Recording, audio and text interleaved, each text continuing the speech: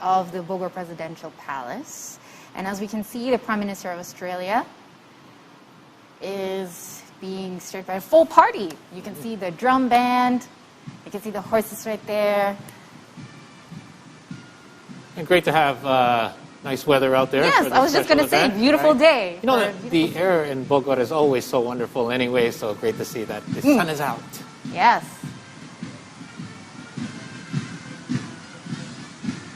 What a festive welcome party.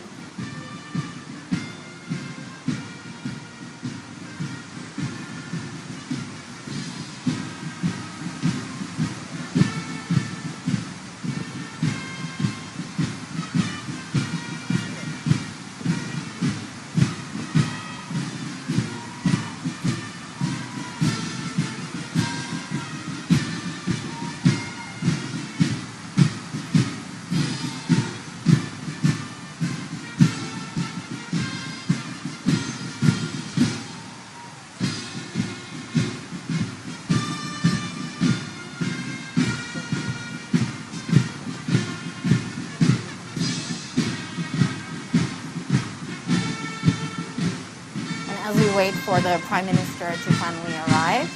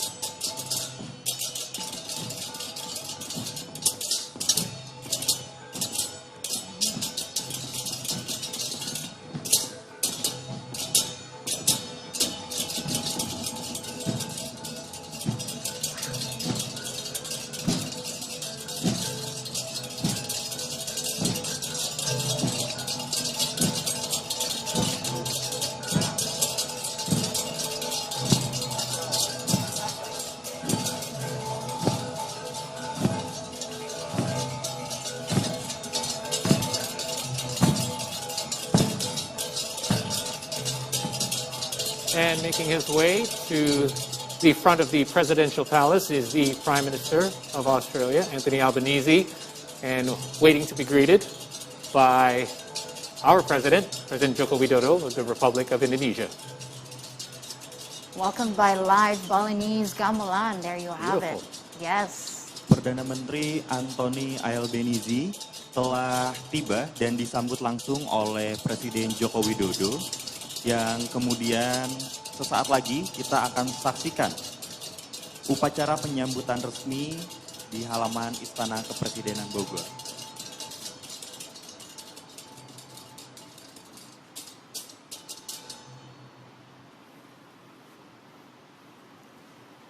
Well, as we can see, the Prime Minister of Australia is welcomed by the President of the Republic of Indonesia, and the Chief of State Protocol of the Republic of Indonesia then invites the Prime Minister of Australia and the President of the Republic of Indonesia to proceed to the saluting days.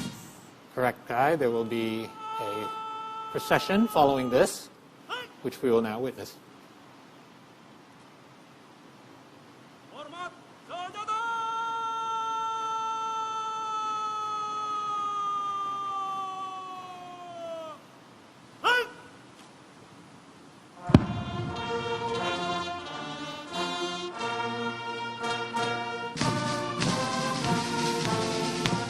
The Guards of Honor will now be playing the national anthem of Australia.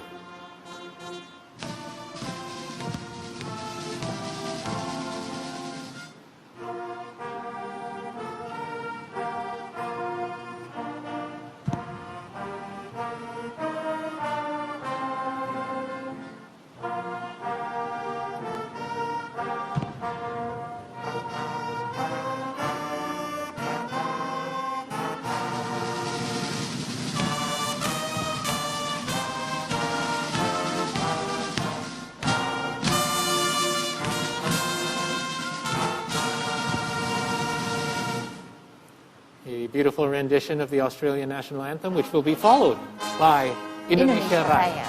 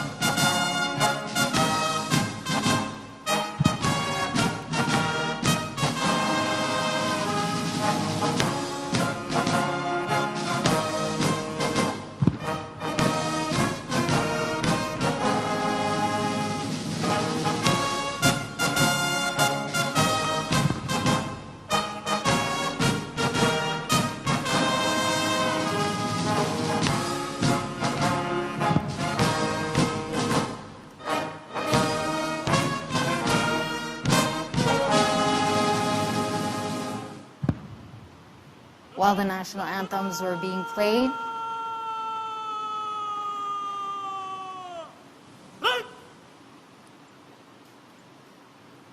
Lapor, upacara siap dimulai.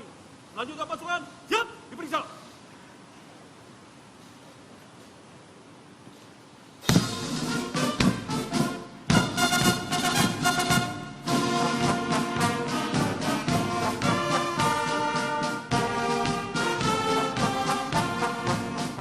The Prime Minister of Australia will now be accompanied by the President, Joko Widodo, and escorted by the commander of the ceremony to descend from the saluting dais and walk along the red carpet in order to inspect the Guards of Honor.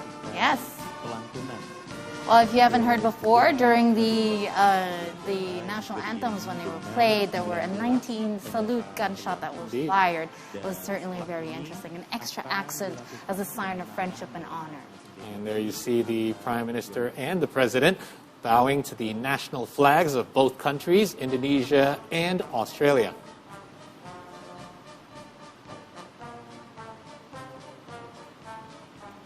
Showcasing the National Guard wearing national costumes National costumes from Indonesia, of course, being on full display today. Perhaps not too, still familiar to the Prime Minister, I'm sure.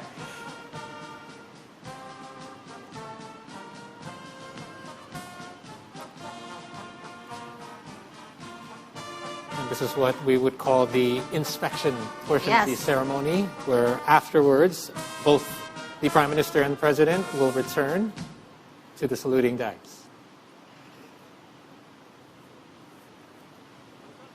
Telah dilaksanakan. Laporan selesai.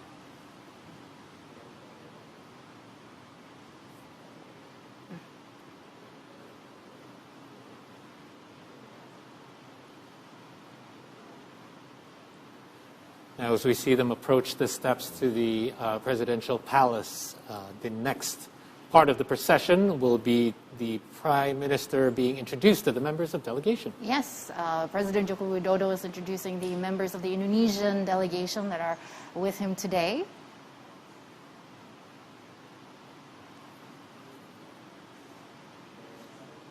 Saat ini telah sedang dilaksanakan pengenalan delegasi dari Indonesia, yaitu menteri yang hadir dari Indonesia, yakni Menko Bidang Kemaritiman dan Investasi, Menteri Luar Negeri, Menteri And vice Sekretaris versa, Negara, it is Menteri now Perindustrian, Prime Minister Menteri Albanese's turn Perdagangan, Duta to Besar introduce the Australian delegation that are serta visiting the Asia State Pasifik Palace dan of Bogor today.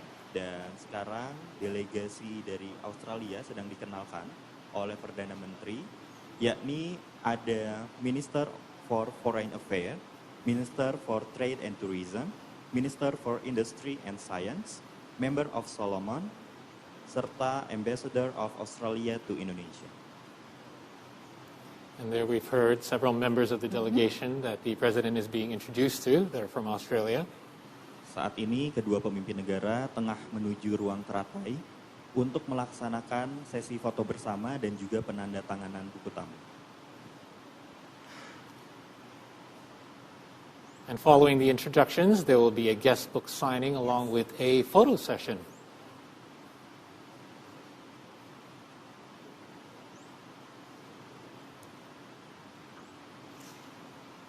It's a beautiful and iconic residential palace of President Joko Widodo, who is the first president to choose to reside in the Bogor State Palace instead of the traditional Istana Merdeka Which down is the down the road street from us. correct.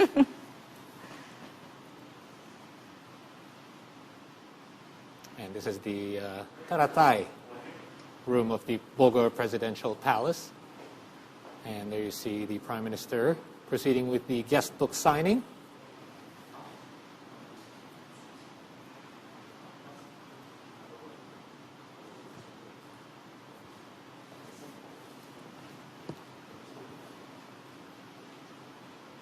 Which will be followed by the aforementioned photo session. Always necessary to have a complete photo session, of course. Have to commemorate this very special event. Yes, there has to be a photo session before the agenda and after the agenda as well. Indeed. Now, as we know, Anthony Albanese was formally sworn in as the 31st Prime Minister of Australia, and he has pledged to prioritize ties with Indonesia.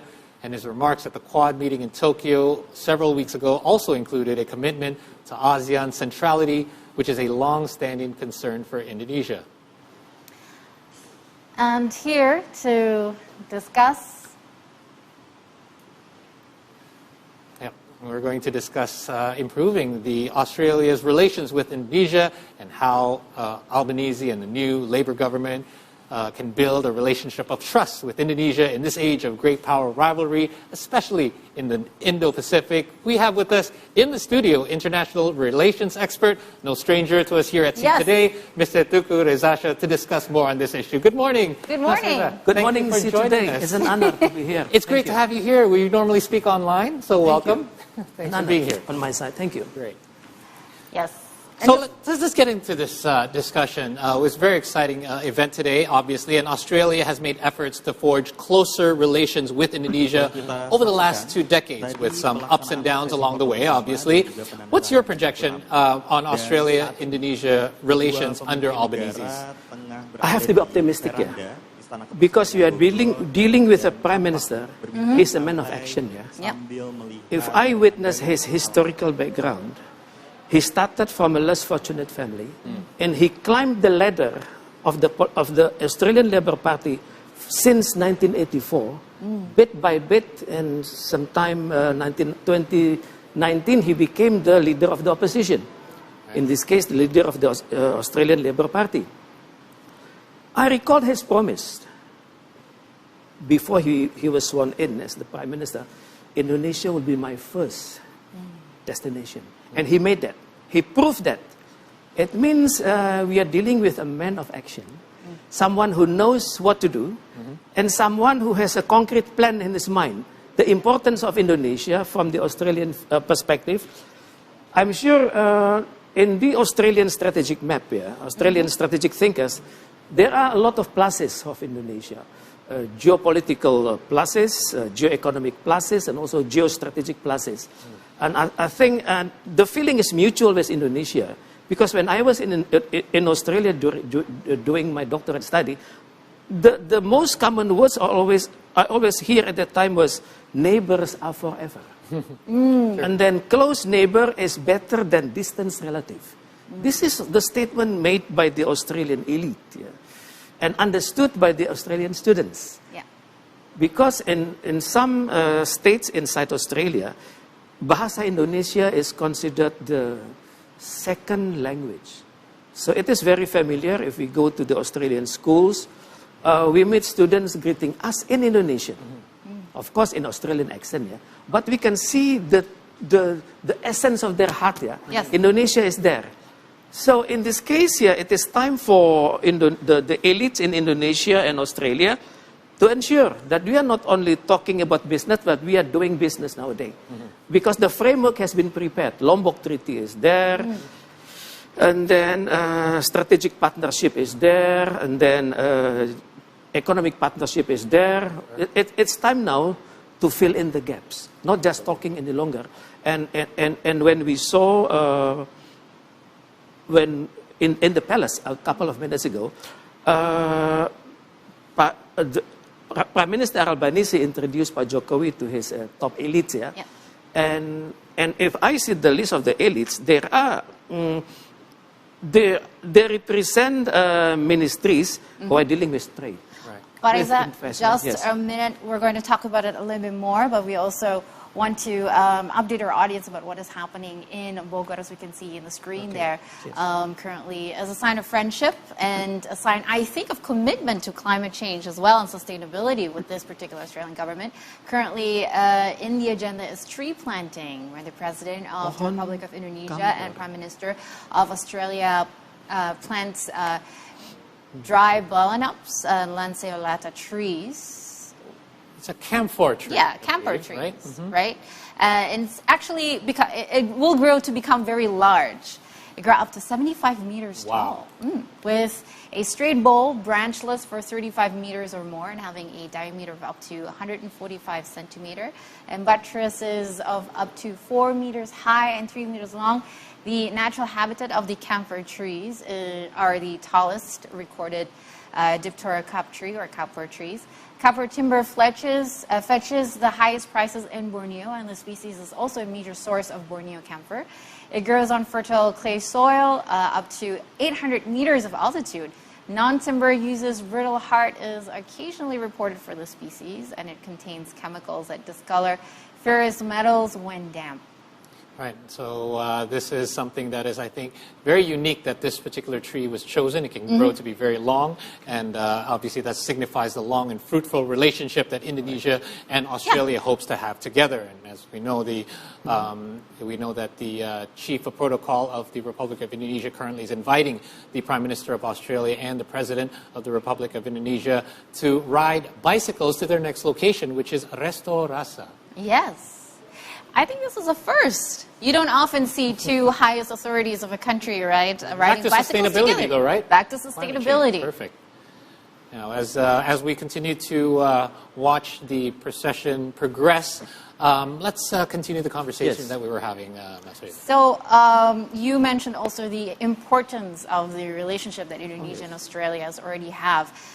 However, there has been a lot of data and surveys shown that historically the Australia-Indonesian relationship has been going up and down. You know, it's recently marked with some tensions and mistrust. What policies and strategies could Albanese use to really further deepen the relationship with Indonesia and for perhaps fix some of those mistrusts that happened recently? This is the uniqueness of Indonesia-Australia relationship. There is a pattern up and down. And we scholars tend to call this a roller coaster. It is very difficult to raise, but it can go down immediately. For example, what happened in 1998 and what happened during the wiretapping during Pak SBY's leadership. And then there it is. And then to maintain this kind of relationship, in Australia there's a term called ballast. Ballast, we're talking about the ship, ballast, needs to be balanced. In this case, we, both of us acknowledge that the responsibility of this cordial relationship is not to be trusted to the government only. There are multiple actors inside the two countries who are also feel responsible. For example, people at the state level, people at the provincial level, people at the city level, professionals, media, businessmen. We all have responsibility in this case. So in this case, we believe that governments may go up and down, but the society remain. And this, what we call it, camper tree, it is philosophical. Not only we are talking about sustainability, but we're also talking about our capacity to see how the tree grow up. It represents what we call it, the nurturing of the bilateral relations, and also it's at the moment we are taking, we are looking at the two leaders are cycling. Cycling means that the culture of health, the culture of confidence, the culture of knowing the rules, the culture of wearing the helmet. It means let's have our relationship based on a rule-based relationship, and both of them are young. The age difference is 33 months. Pak Jokowi is older. But in this case, this reminds me of the personal touch between the two leaders. If I may recall, sometime in year 1993, there was an idealistic moment when Pak Suharto was in good relationship with the Australian Prime Minister at the time, Paul Keating. And at that time, Paul Keating put himself as the son of Pak Harto. He always called Pak Harto Bapak, Bapak, and Bapak. Mohon Bapak. It shows a readiness from Australian side at the time to consider that Indonesia is not only a big brother, but also a source of inspiration. And now I think they are young. Pak Jokowi born in 1961, and Prime Minister Albanese born in first week of March 1963. So we could witness in the future of the brothership. It's more of a brother. I was going to say more of a brotherly relationship. Yes, this is something the two leaders need to acknowledge. Correct. That and this psychological relationship need to be cemented from now on. I think from now on, okay, they have this is a state function, okay. But later on, they need to make the relationship more less formal. Right. That this is something we need to witness here, because there are so many groundwork to be done. Let's say climate change. Let's say investment. Let's say empowerment of Indonesian students, and also the empowerment of Indonesian outer islands. On the last day of his visit, I think Prime Minister Albanese will visit the island of Sulawesi. I do not know yet what the agenda of there. I'm sure that at the moment the two leaders are thinking strongly how to empower the Indonesian infrastructure in the eastern part of Indonesia, and also especially to fulfill Pak Jokowi's dream of the global maritime fulcrum. Right. It means to empower the islands, to empower with infrastructure, and I believe they will also talk about how to empower the new capital city of Indonesia with advanced technology which Australia has. I think the final words are to be said on the last day, meaning tomorrow. Right. We will we will look forward to what's going to take place in the agenda during his last day's visit. One point of note for me as well is I noticed both the Prime Minister and the President have removed their jackets, rolled up their sleeves. I mean, it really signifies that they're both ready to really get hands down and put some elbow grease in working and making this relationship better. And we do know, you mentioned ballast. So let's talk a little bit about submarines, because Indonesia and Malaysia, as we know, were not informed about Australia's part in the AUKUS Pact. And as such, the pact involves nuclear submarines, which clashed with Southeast Asia's commitment to remain a nuclear-free zone. So could this issue arise during the meeting? Well, when two top leaders meet, I'm sure their dialogue will cover bilateral relationship, regional relationship, and also global relationship. I'm sure they will talk about AUKUS, they will talk about G20 in Bali. But the way who will start that? This is something very sensitive, Right. And I'm sure they will touch this, beginning with macro wordings, and then touch the essence in a very soft way, a very not pushing, gentle, gentle, correct. And in this case, with regard to AUKUS, we have to acknowledge, Australia belongs to the Western alignment system, global West alignment system under, for example, ANZUS, Australia, New Zealand, United States. And also there is a special security relations involving the US and Australia. And there is also a delegation of security authority in the South Pacific region delivered by the American, also the UK to the Australian and New Zealand. I think this is a very sensitive issue. With regard to the submarine itself, I think both of us, we had a system here called 2+2. It is a dialogue involving two elites on the Indonesian side and also two elites on the Australian side. The elites are the Minister of Foreign Affairs and Minister of Defense. Yes. In this meeting, they talk honestly. So they understand each other, what is spoken, what is unspoken. So I think with regard to the AUKUS, I think Indonesia had a prior knowledge about this. And anyhow, we need to defend our position that we adhere to the ZOPFAN, known as a Zone of Peace, Freedom and Neutrality.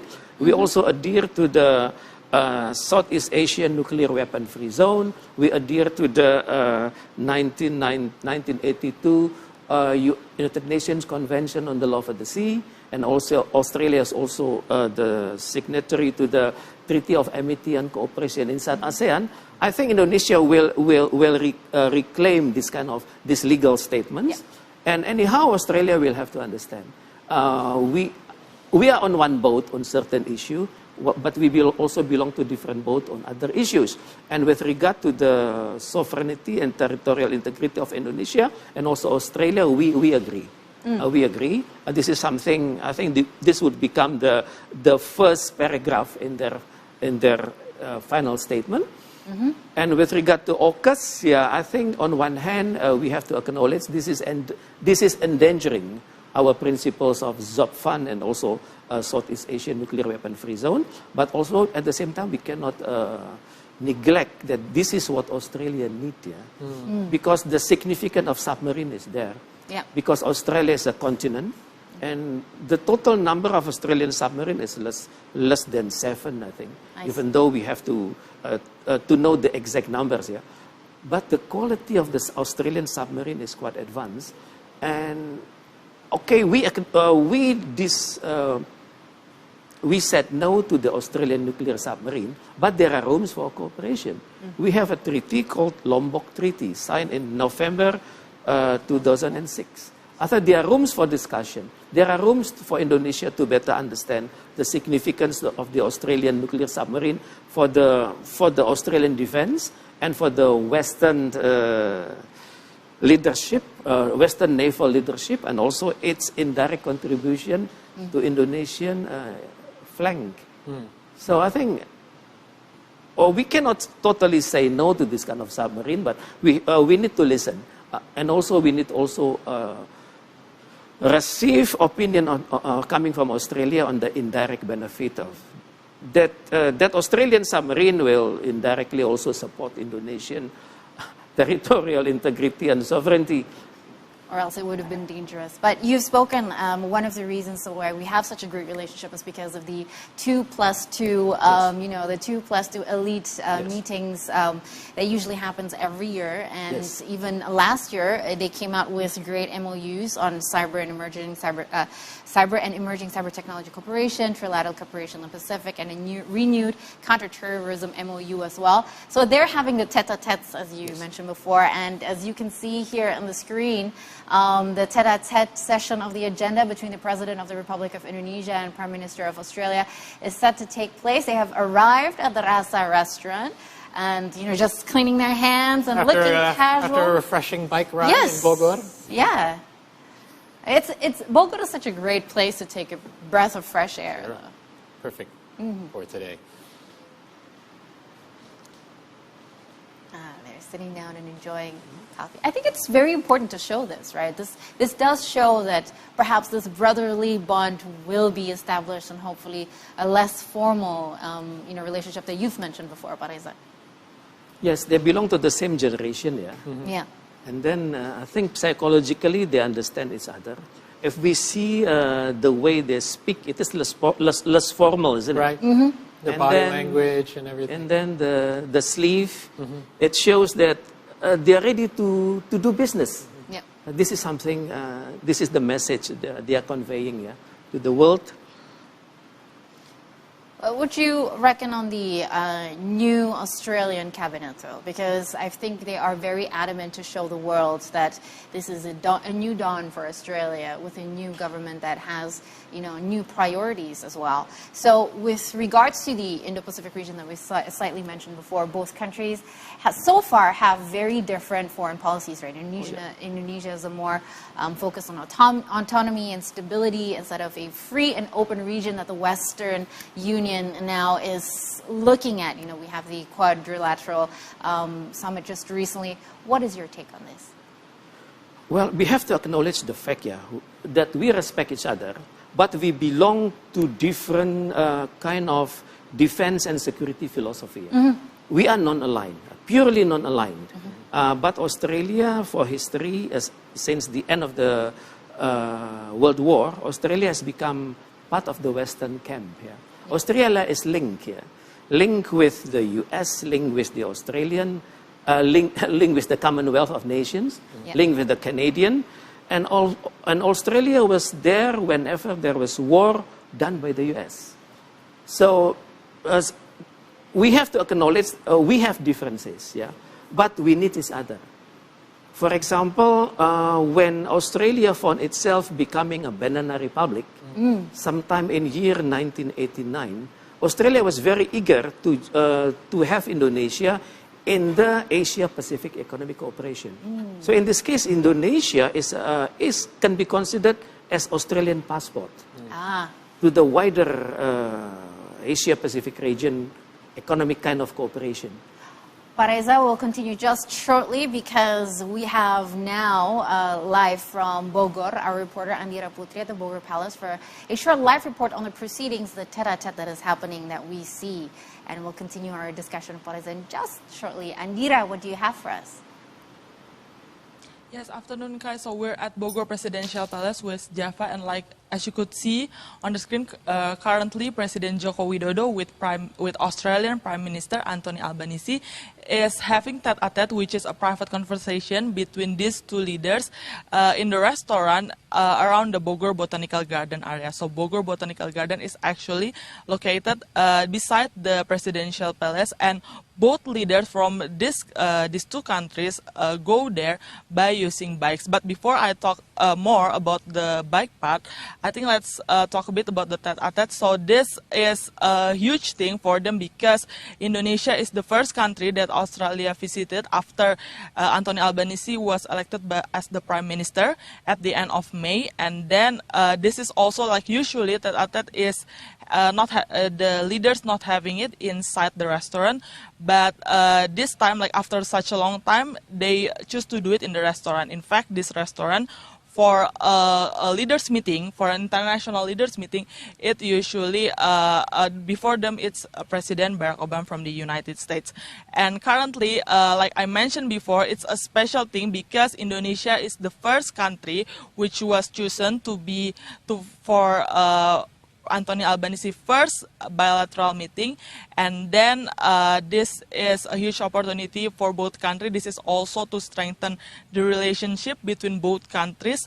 And the Prime Minister didn't come here alone. He also brought some of the high-rank officials, including Foreign Affairs Minister Penny Wong and also the Trade Minister Don Farrell. So the Prime Minister, Australian Prime Minister Anthony Albanese, arrived at Bogor Presidential Palace at 10 a.m. this morning, and when he arrived, he received such a really huge welcome, really huge response, where people, the guards are coming with marching band and also with traditional clothing and also with horses. So this is some kind of a festive celebration. It kind of like give them some kind of like a warm welcome regarding what is Indonesia all about and also the rich culture of Indonesia. So the third atat is actually the third agenda for today. So the first one, after he arrived and received warm welcome, both leaders did a tree plantation around the Bogor presidential area, and the tree that they have chosen is the camper tree. And then this is also actually like some kind of like a routine that international leaders, whenever they visited Indonesia, they usually do a tree plantation. And then aside from that, after the tree plantation, like I mentioned before, this is one of the most interesting thing is that both leaders kind of like chill a bit. So they left their blazer and they just go straight with their shirt and then rode a bamboo bicycle. So the path behind me, like you could see this path, and then there it goes straight to the Bogor Botanical Garden. And then just like around 15 or 10 minutes ago, both leaders actually passed the street with their bamboo bicycle and then go straight to the Bogor Botanical Garden. This is such a unique thing. This is such a unusual thing because usually, like if we talk about bilateral meeting, it usually more into some kind of like a strict or a serious partnership. But what we have seen is that they have some kind of moment to let loose a bit, to get to know each other better, to have like more personal conversation. So this is really good, especially this leading towards the tete-a-tete itself. And then after they do the private conversation in the restaurant, after that they will have the bilateral meeting, which will talk about several emerging issues. And one of them that is expected to will be the main priority is that the economic recovery, as both countries signed on the comprehensive strategic agreement in 2020, and also they also focusing on the strong partnership and economy in relation to COVID-19 recovery. And we will give you further update about this. Back to the studio. Looking forward to more updates. Meanwhile, back to you in regards to the foreign policies that we were discussing. Please continue. Yes, we belong to different camps here. We are non-aligned, and then Australia is pro-West. Yeah? This way of thinking, of course, affecting the region. Yeah? Because in this Asia-Pacific region, or some experts call the Indo-Pacific region, we have contested ideas here. How to bring the Indo-Pacific to the future. There are ideas coming from the US, and then ideas coming from the US partners, ideas coming from Australia. So thanks God, at the moment we are dealing with the ASEAN vision on Indo-Pacific. The idea is being circulated. Yeah? It is not easy, yeah? Because in this contested piece of the world, there is always dispute. Yeah? Not only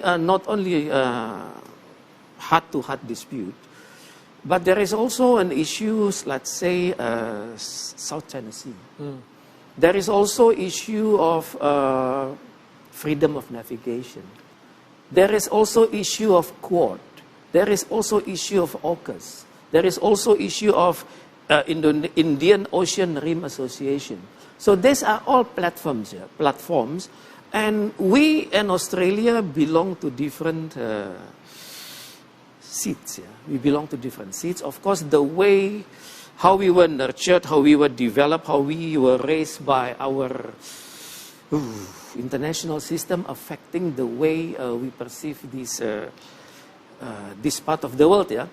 And also, this is time for Indonesia and also Australia, we have to acknowledge. There are differences, but also there are commoners. I think it would be ideal if Indonesia and Australia could become the anchor for cooperation in this Indo-Pacific region. And of course, we have to acknowledge the fact that Australia will be perceived by non-Western ally as the representing the West. And also, even though it is easy for Indonesia to claim that we are independent, but how the two work here in balancing the different kind of interests in this Indo-Pacific region, it will affect. But that's why the ongoing of the 2+2 meetings is very important. Yeah. And also the way Australia and Indonesia fill in the gaps of the Lombok Treaty is also important. Because anyhow, the world needs to see that the anchor is working based on the transparency principles, based on good governance principles. It does not aim to become a semi-alignment in the Asia-Pacific region, no. This is something we need to convey to the world, that we are working hard to witness a more prosperous and a more peaceful Indo-Pacific region. So the idea of communication must be conveyed by the two. We know at the moment the global leadership of the US is lowering down. We are witnessing. And at the same time, we are also witnessing the peaceful rise of China to reclaim its past global leadership before the arrival of the Western dominancy in the Asia-Pacific region. And Australia, I think, and Indonesia could position itself as a balancer. And I think it's up to the security planners of the two countries how to perceive this. That's why when it comes to the bilateral meeting, we are dealing with so many confidence materials. We do not know until the end, at the end of the meeting, meaning this coming Tuesday. And it is the ideas will be nurtured by the 2+2 elite of the two countries. Yeah. This is a very sensitive thing. We are dealing with something called not alignment, but semi-alignment. Yeah. And we need to convey also to the world that Australia and Indonesia, we are becoming a new anchor in the Asia-Pacific region or Indo-Pacific region. And we try to become an honest partner, yeah, an honest bridge builder. So because there is always, between great powers, there are always need for consultation between the two. And also for Indonesia, our next agenda is the ASEAN Summit and also the G20 Summit. What role is to be played by Australia? Australia has claimed itself earlier on that Australia is will not come if Prime Minister Putin is coming. But in this case, considering Australian visit to Indonesia, Australia could say that they are the brother of Indonesia. Yeah?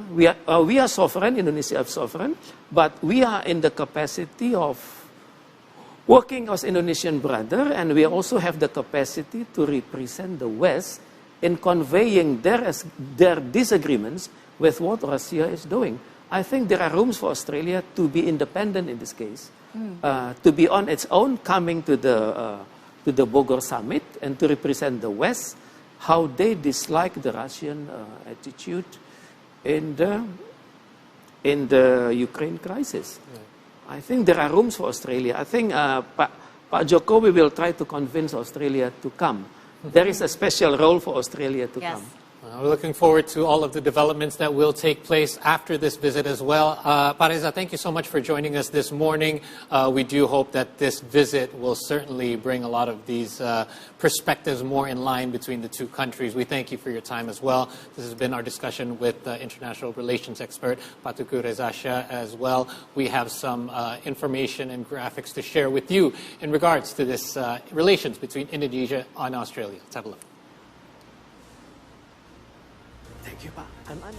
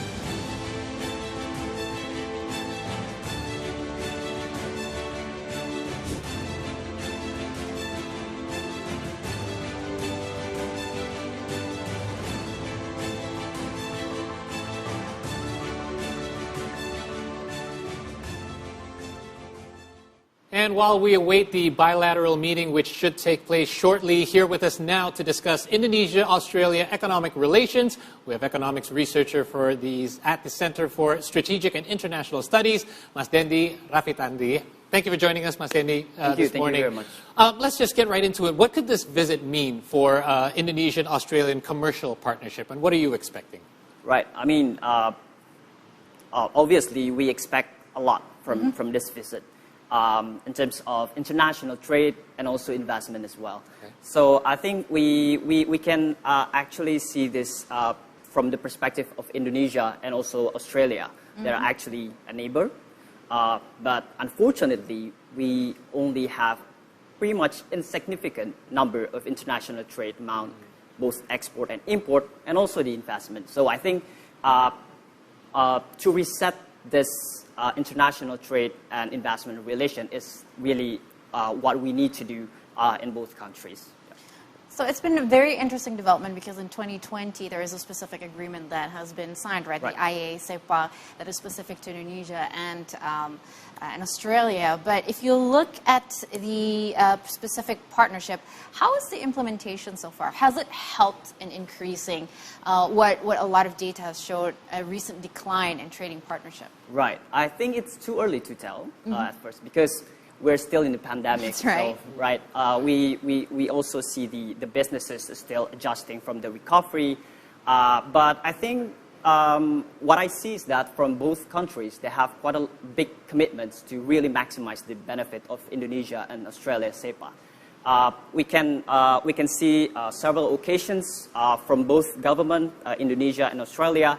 They are trying to increase the awareness of businesses, of course, because they're actually the one who's going to use the agreement, right? Yeah. So I think we can expect a bit of learning curve from both countries, and that, well, we have to patiently wait for them to actually learn how will I'm going to use this and utilize this agreement, right? How I'm going to use this agreement to invest in Indonesia or in Australia. So I think we have to wait a bit of time. Just just follow up, just for a certain context, perhaps a lot of people, it's the first time to hear the AUS because it's such a new agreement and during the pandemic. What are some of the key highlights of the benefits that that both of our countries are getting from this particular agreement? Right. I think as you can see by the name, it's actually a comprehensive agreement. Yes. So it's more than the free trade agreement, the ordinary trade agreement, which only usually comprises of trade per se. But now we have the comprehensive one, which also includes the trade, investment. We also have other things as well, for example, in services trade as well. And they have the special chapter on investment and services. These are not the traditional chapters compared to other traditional free trade agreements. So if I can say one of the key feature of this partnership is actually the services sector. This sector, I think it's sort of like oversight from other free trade agreement. But in this partnership, they actually highlight this sector as you can see, as a future of the trade agreement that actually belongs to Indonesia and Australia. You can see that Indonesia and Australia have a very great connection in terms of the education sector. Yeah. Okay. They also have a commitment to build their healthcare industry as well, and that's also services. So I think that's the most exciting part of this partnership that you cannot really see from the other free trade agreements. Right. And you mentioned earlier that trade has been on a low between Indonesia and Australia. In fact, between the two countries, trade has declined to the point where Indonesia is now Australia's 14th largest trading partner. That's behind Thailand, Vietnam, and Malaysia. But with Prime Minister Albanese's renewed commitment to bilateral relations between our two countries, how quickly can you expect a turnaround? And what do you expect, at least in this first part of his new term here? Right. I think, well, from the background, I mean, if you compare it between Thailand, I mean, our neighbors, Thailand, Malaysia, and Vietnam as well, they already have this bilateral platform beforehand. So in Thailand, actually, they have the free trade agreement bilateral with Australia since 2005. Okay. So you can imagine how different with Indonesia and Australia. And I think Malaysia has the since 2013, and Vietnam also in one economic platform that you might also know, the CPTPP, which is one of the most comprehensive, highest commitment of the comprehensive agreement. So I think it's quite late, but it's better late than never. So I think yeah, that's what we need today. And then I think the pandemic also actually encouraged both of the countries to sort of like looking for a new source of growth. And I think this partnership is really going to be useful for both countries. Well, you know, one of the things that I'm really interested in is what entails in such an agreement. Is it policies that makes it easier and more attractive for investors to invest in Indonesia? And specifically, you mentioned that this agreement is for the service, highlights in the service industries. With this implemented, let's say 5 years from now, do you see it's possible that we go up to the top 5 of, you know, trading partnerships with Australia? Well, I can only hope so. But I mean, realistically, I mean, it's hard to get a top 5 probably. Yeah. But I think with the speed of what we're having today, as you can see, as my example is the education sector. Yep.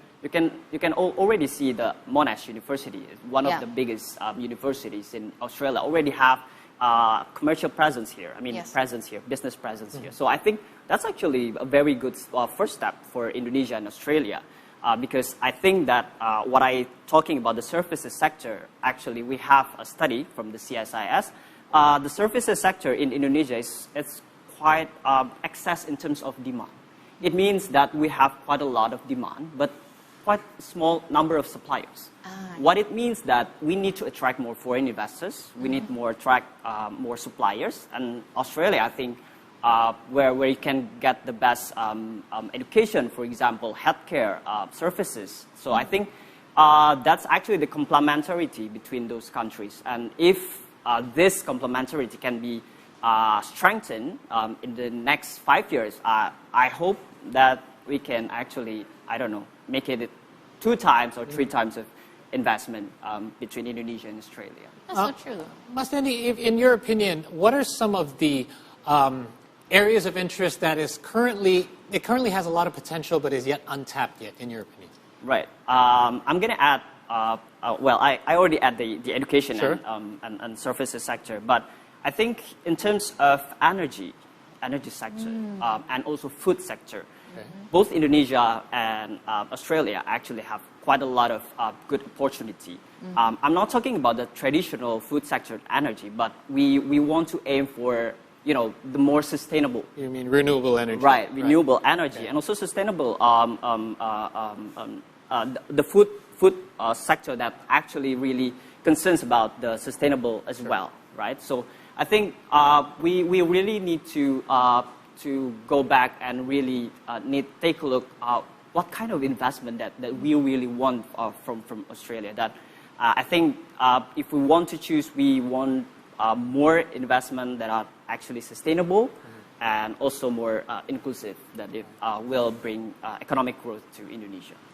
Well, it certainly is very interesting because I'm looking at data from the announcement that's been, you know, released by DFAT last year, 2 years ago when this deal was signed, and it said that over 99% of Australian goods exported by value to Indonesia will enter duty-free. Right. So it means that one of the policies will issue Indonesia will issue import permits automatically and without seasonality for the things we need, like live male cattle, apparently frozen beef, as you said before, as the food sector.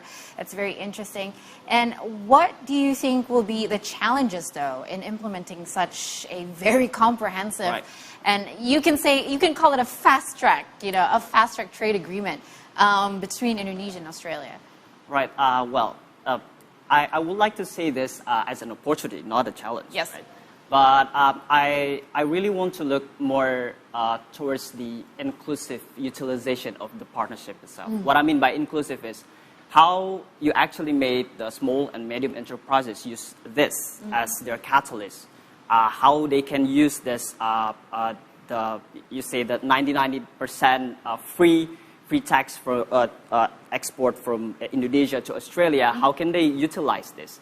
So I think, and it's also the other way around, how these small and medium enterprises from Australia can export goods or services to Indonesia. So I think this is really the key, how to bring the benefit into a greater portion, to have a more distributed gain of trade that we can actually usually see from like big companies, the multinational corporations as well. So how to make this partnership more down to earth and then understandable for the stakeholders that actually the small and medium enterprises, I think that would be very beneficial for both countries. Yeah, we also do know that one of the biggest parts of our economic relations is travel and tourism. There's so many Indonesian students studying in Australia. Correct. We do know, we mentioned we've been in a pandemic for the past 2 years, and obviously both countries, along with others around the region, have suffered. How much of an improvement can we expect to see, in your opinion, in regards to travel and tourism, and how it will help improve the economic relations between the two countries? Because we do know that over those past 2 years, such drastic changes have been made, along with a lot of restrictions that have been eased since. Right. I think we can see from the news that Indonesia and Australia already open up to each other. So I think that actually shows that how important this sector is. As you said, education and also travel. From both for both countries. Right. So I think how to get back to the pre-pandemic level is actually the another question, right? Yeah. So we don't want to go back to pre-pandemic, but we want to accelerate those sectors, right? So we have the education sectors open up for Indonesian students in Indonesia with the partnership with the Australian universities, but we also want to attract more travelers, not only tourists. Bali, I guess. Yes, we have like 10 new Bali, right? I mean, one of the program from the government, and actually, if we can utilize that program to really increase the awareness of Australian tourists, I think we have quite a lot of potential there. Yes, I think that's a good target to set as well, because we are used to having so many of our Australian neighbors visiting Bali, but as you mentioned, this is now an opportunity to introduce other parts of Indonesia as well as opening up to tourism. Well, it certainly is very fitting because the Honorable Don Farrell, Minister of Trade and Tourism, is also in the party delegation. I'm sure it would be one of the discussion as well. But now it's the elephant in the room. It is a new government, and are you optimistic about this comprehensive agreement that we have to be honored and actually to be implemented perhaps even better than before? I think we always need to be optimistic from the start, anything from the start. What I know from several articles that I think the concern of the Australian government right now is also about the climate change and sustainability. Yes. That's actually one of the common ground that both countries really have to take a look and develop further. And from the Indonesia-Australia SEPA, I think that's a very good starting platform for both countries to really develop this common ground for sustainability and combating the climate change. And also, I want to emphasize as well about the G20 agendas that Indonesia has right now. I think it also comes with the Australia as one of the G20 countries. I think Indonesia should also have a stronger relation, because we really need Australia to have the same perspective with us and to support Indonesia's agenda, for example, in the renewable energy transition, digital transformation, and also the health architecture agenda. So I think there are the G20 itself is it's actually for the world, right? Yeah. So I think that's a very good contribution from both Indonesia and Australia to really strengthen their cooperation. In the amid of this, the geopolitical uncertainty and conflicts, and I think having these two biggest middle power in the world, and then trying to call for the global cooperation, international cooperation, I think that will be very beneficial for the G20 and also the world. Now, one thing that's affected the economy, not just in Indonesia and Australia, is the conflict in Ukraine.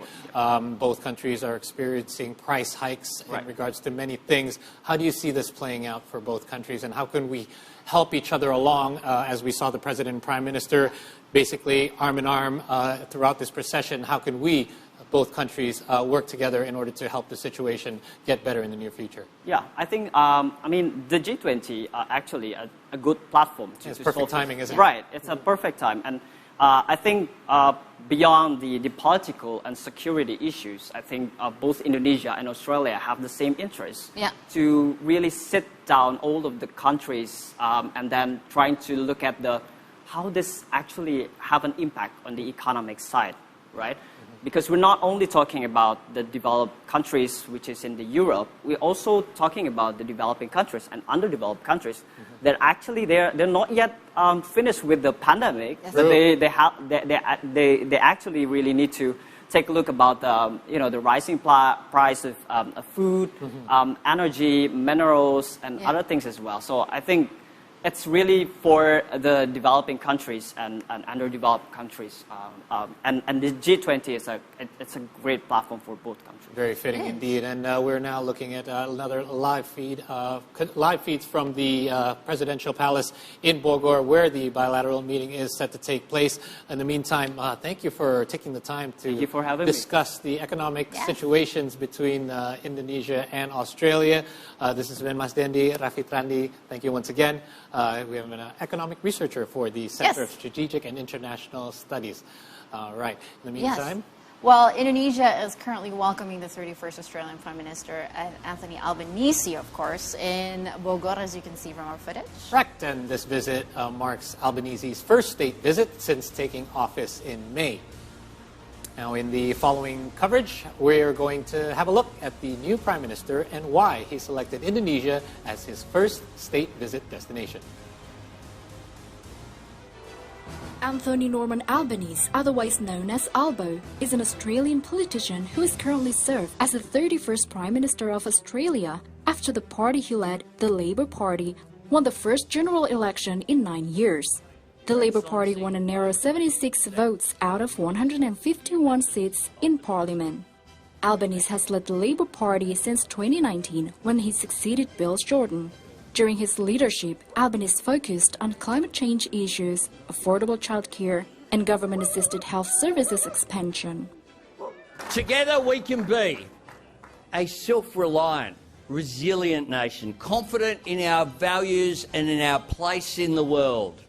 And together we can embrace the Uluru Statement from the Heart.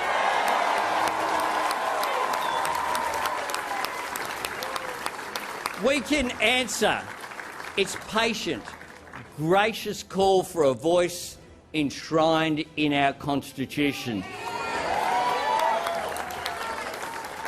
Because all of us ought to be proud that amongst our great multicultural society, we count the oldest living continuous culture in the world. Albo planned to visit Indonesia for his first state visit after attending the Quad meeting in Japan.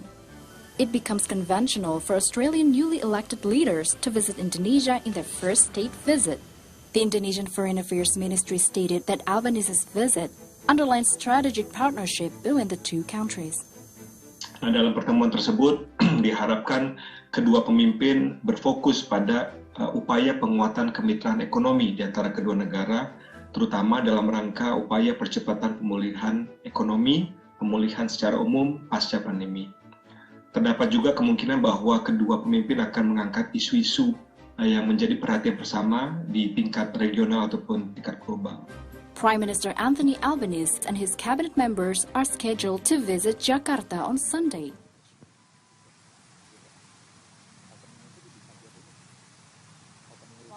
What you're currently seeing is the bilateral meeting that is currently taking place between the government of the Republic of Indonesia and the government of Australia, attended by the Australian delegation, the Ministry of Foreign Affairs Minister, Minister of Trade and Tourism, Minister for Industry and Science.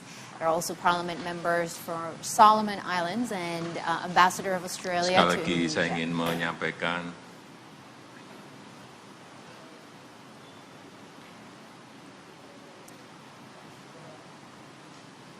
ucapan selamat datang kepada Perdana Menteri Albanisi dan rombongan di Indonesia. Tentunya merupakan kehormatan bagi saya menerima kunjungan ini, kunjungan yang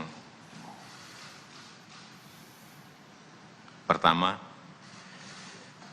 dan di tengah situasi dunia yang sangat dinamis dan penuh tantangan, menjadi semakin penting artinya bagi Indonesia dan Australia untuk terus memperkuat kerjasama bilateral. Selain untuk kepentingan bilateral, kerjasama yang kokoh juga dapat kita kontribusikan bagi perdamaian dan kesejahteraan di kawasan maupun di dunia. Di pertemuan empat mata tadi kita juga telah membahas beberapa isu terkait situasi baik ekonomi maupun perang di Ukraina. The President is starting the meeting by greeting all the attendees as well as some of the discussion points between he and the Prime Minister before attending the meeting. And in the meantime, continuing on with the list of attendees, we have the Senior Advisor for the Office of the Prime Minister, as well as the First Assistant Secretary for the International Department of the Prime Minister, Ms. Katrina Cooper. And we will now hear from Prime Minister Anthony Albanese.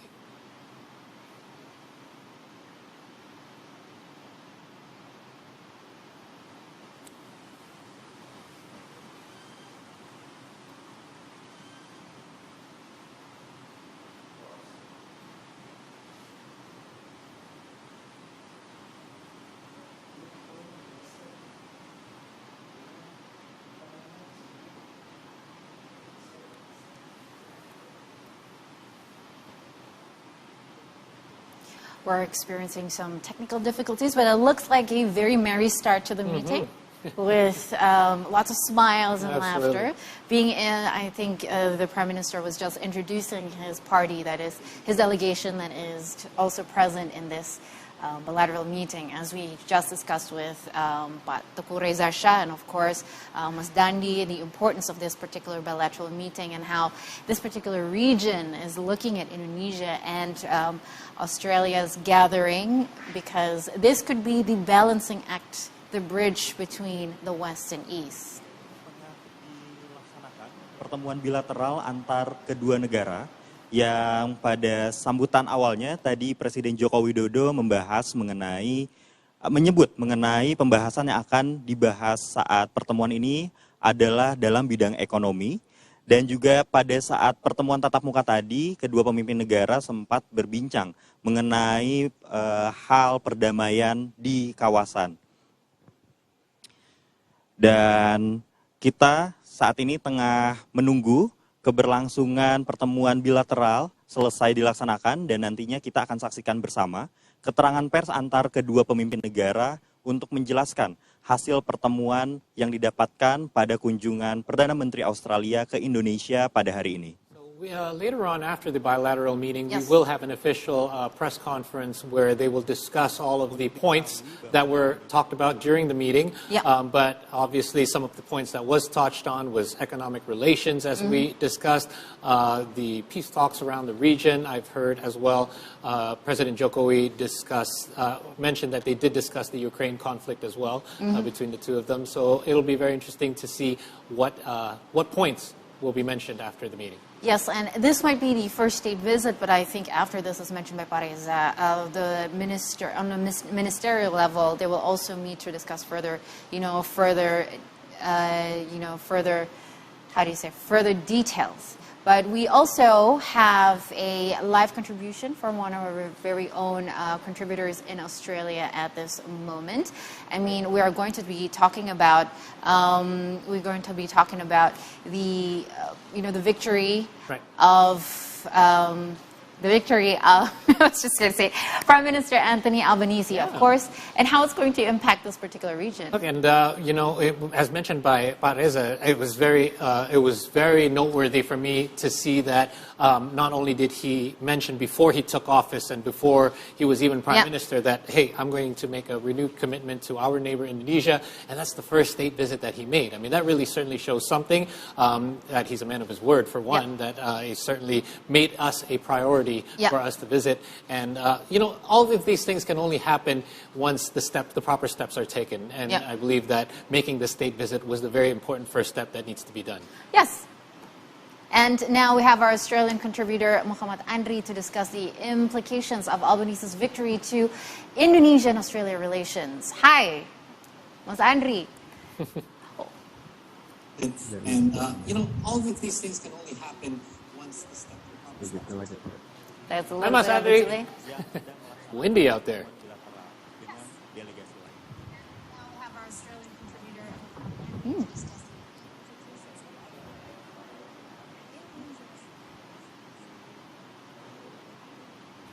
Well, Mas Andri, hello.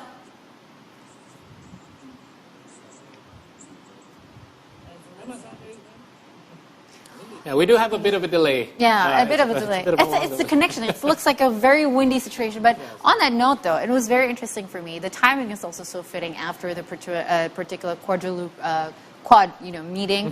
That Indonesia is the first bilateral state meeting. I mean, officially, he has, Prime Minister Albanese has met with leaders of the Western Bloc and also, Japan and Korea and India to discuss this particular summit. And then perhaps we are trusted as the country that can manage the balance between this region, because we are very different, as Patok Reza Shah has mentioned before, we're very different in That's the thing. It's unique, in our relations. Right? It's very unique how two completely different perspectives can still find common ground and listen to each other's common interests. Well, there has to be a balancing act, right? Because geographically, we are very much neighbors. But on one hand, Australia is very much aligned with the West. And it's always a delicate balancing act for Australia for where they are geographically and where they are politically. And so far, they've been doing a great job between the two countries, not only with Australia and Indonesia, but other countries around the region as well. But there's always room for improvement. There's always ways we can strengthen these relationships. And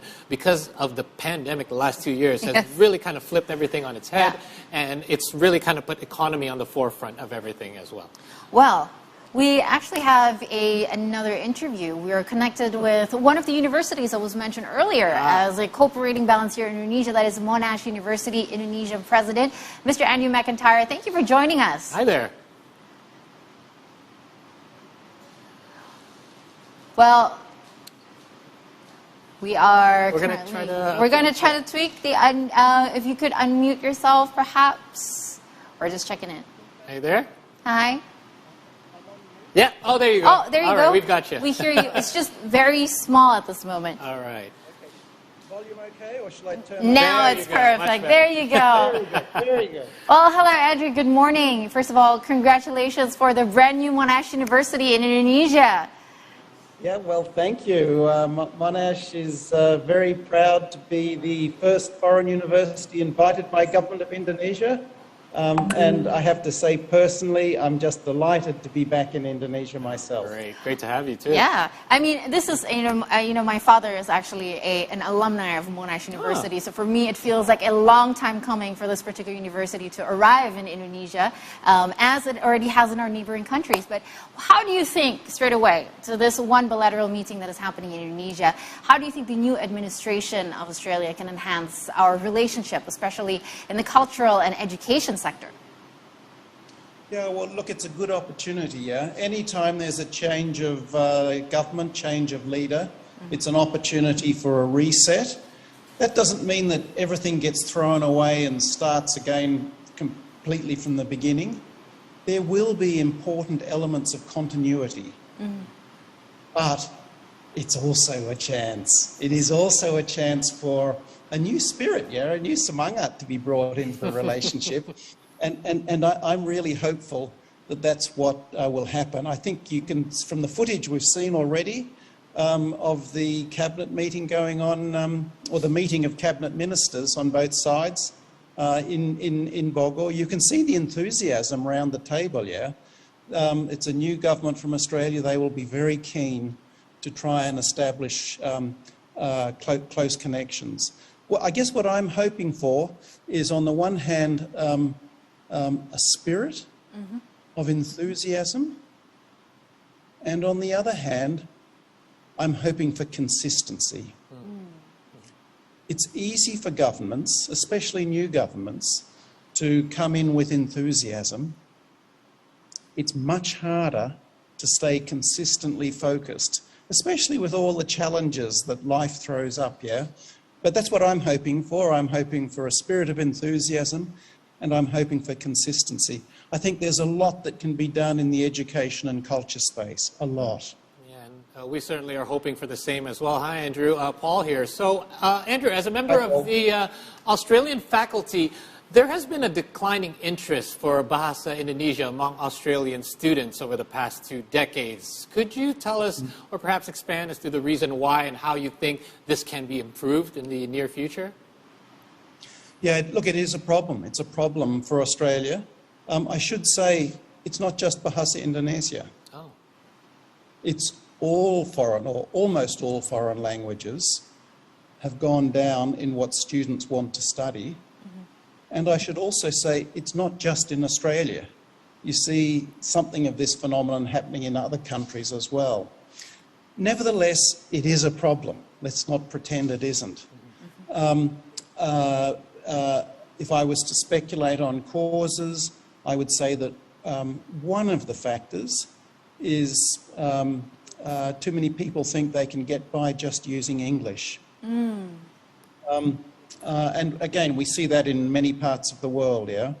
But if I look at specific issues in Australia, funding to support teachers in this area has gone down over time. It just hasn't received the priority it did when I was a student back in school and I could do Bahasa Indonesia in my local school. And I think a lot of us are hoping to see a new emphasis on language.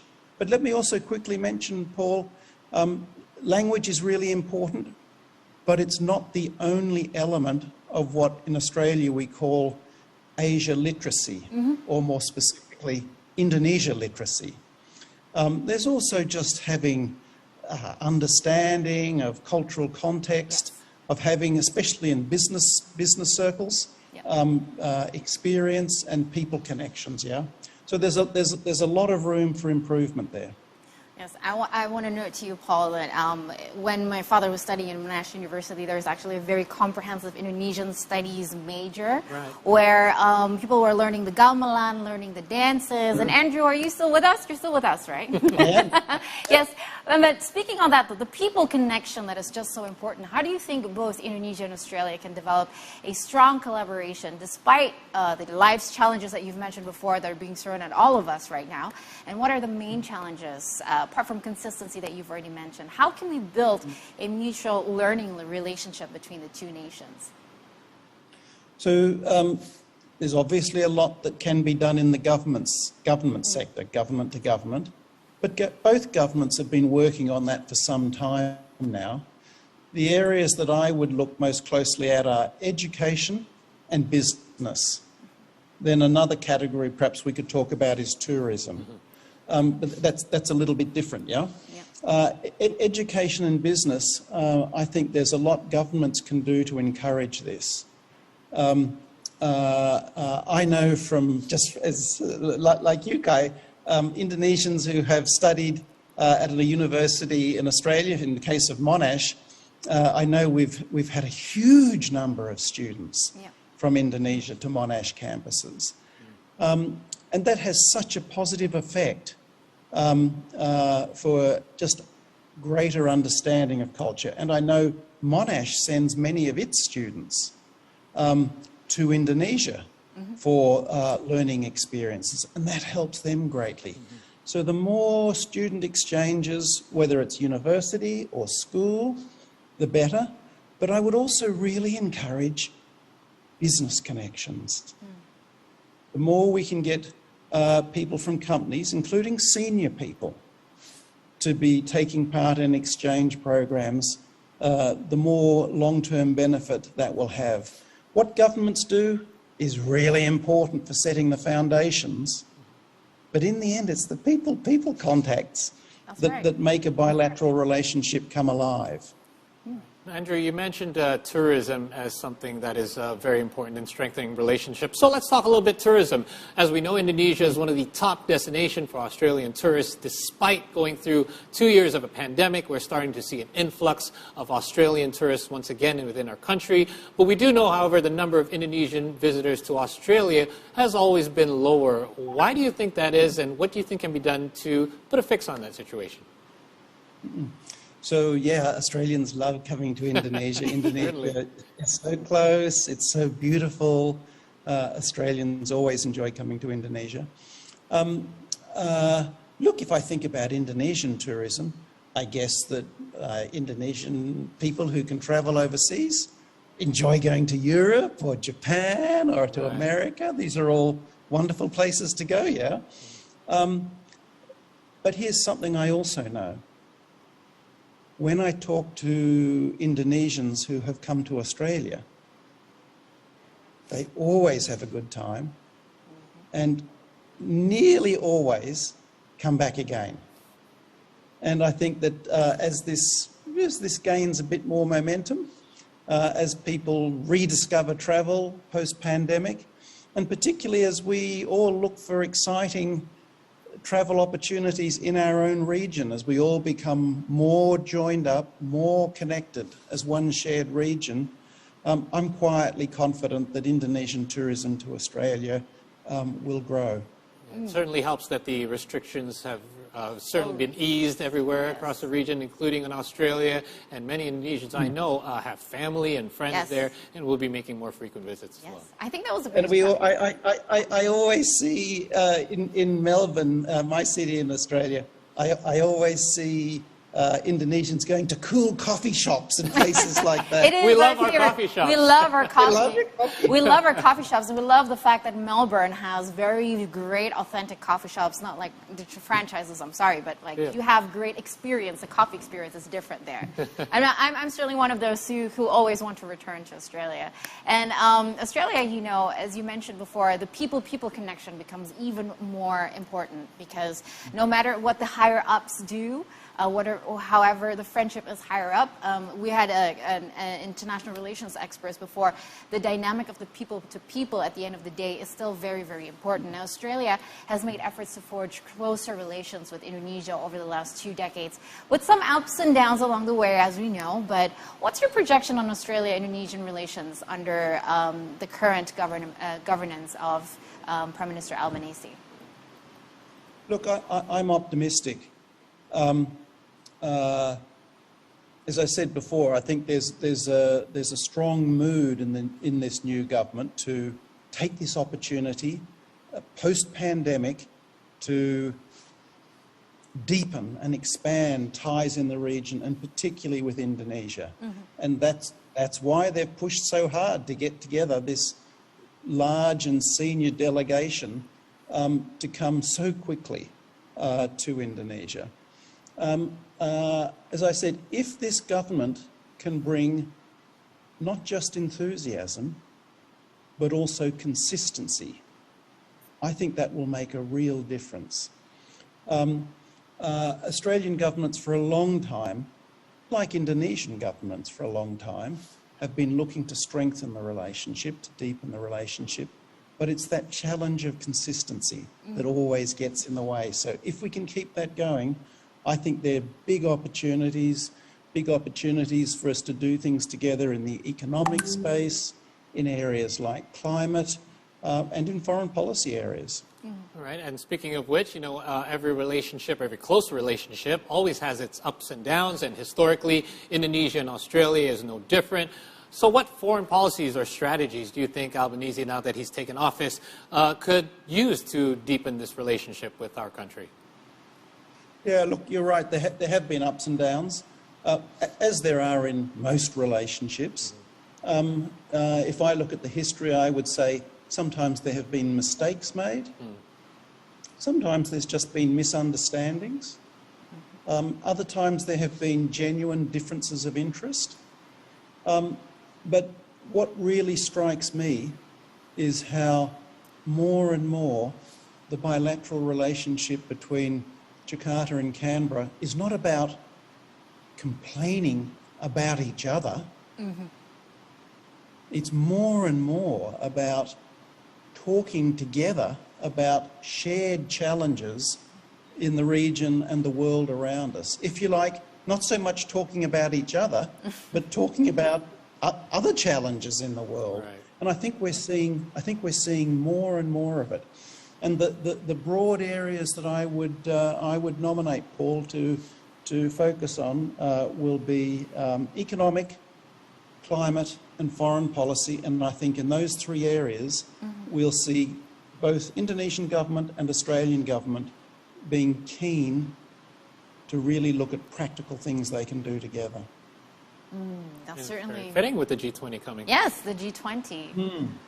So I just wanted to ask, this is important to the people and people mood, if you might say. You know, Indonesia and Malaysia were not informed about Australia's part in the AUKUS Pact, and since the pact involves, you know, lots of differences in perspectives, nuclear submarines, which initially clashed with, you know, Southeast Asia's commitment to remain a nuclear weapon-free zone. This is seriously political and, you know, security-sensitive issue, but does this translate to the people-to-people mood, according to your analysis? How could this issue take over the meeting, and how can the government, do you think, from an Australian perspective, tackle this sensitive issue? Yeah, good question, Kai, important question. Of course it will be discussed by the leaders. It will have to be discussed. It's a major issue. In my personal opinion, Australia could have handled the communications around this better. That's my personal opinion. But regardless, I'm sure it will be discussed. I don't think it will take over the meeting, fundamentally because neither side has an interest in it taking over the meeting. Yeah. My personal hope is that actually Prime Minister Albanese will take the lead in raising the issue and not leaving it to President Jokowi to have to bring it up. Yep. Right. So I would be not at all surprised if Prime Minister Albanese raises it, explains what Australia's thinking is, talks explicitly about how Australia and the United States and the United Kingdom are committed to finding ways to make sure that this is associated with a strengthening of the anti-proliferation regime. Yeah. So my hope, and I'm going to say my expectation, is that while this has been a problem, I think it's something that both governments can jump on, repair, and use as part of moving forward. I don't think it's the kind of thing that's going to attract big attention in the wider public sphere for a long time. Yes, of course it gets some headlines, but I don't think it will dominate people-to-people relationships at all. It's more a government thing. Yeah. Well, certainly, Andrew, thank you so much for your time today, specifically enlightening us on the people-to-people connection, because our two countries do have a very unique relationship. We have a lot of different perspectives, but we always manage to find our common grounds. Yeah. So, Andrew McIntyre, president of the Monash University in Indonesia now. Thank you so much for your time. Semangat selalu. Semangat selalu. Good to have you back in Indonesia. Kai and Paul, just as I finish, yes. When you've got some spare time, we would love to welcome you to Indonesia's first foreign university campus and show you around. We would love to go. I think you'll be quite surprised. Oh, well. Ini memang luar biasa. There's not another university campus like this. So we'll have to get you out to show you around. Well, your grasp of the Indonesian language has already caught me by surprise. So great.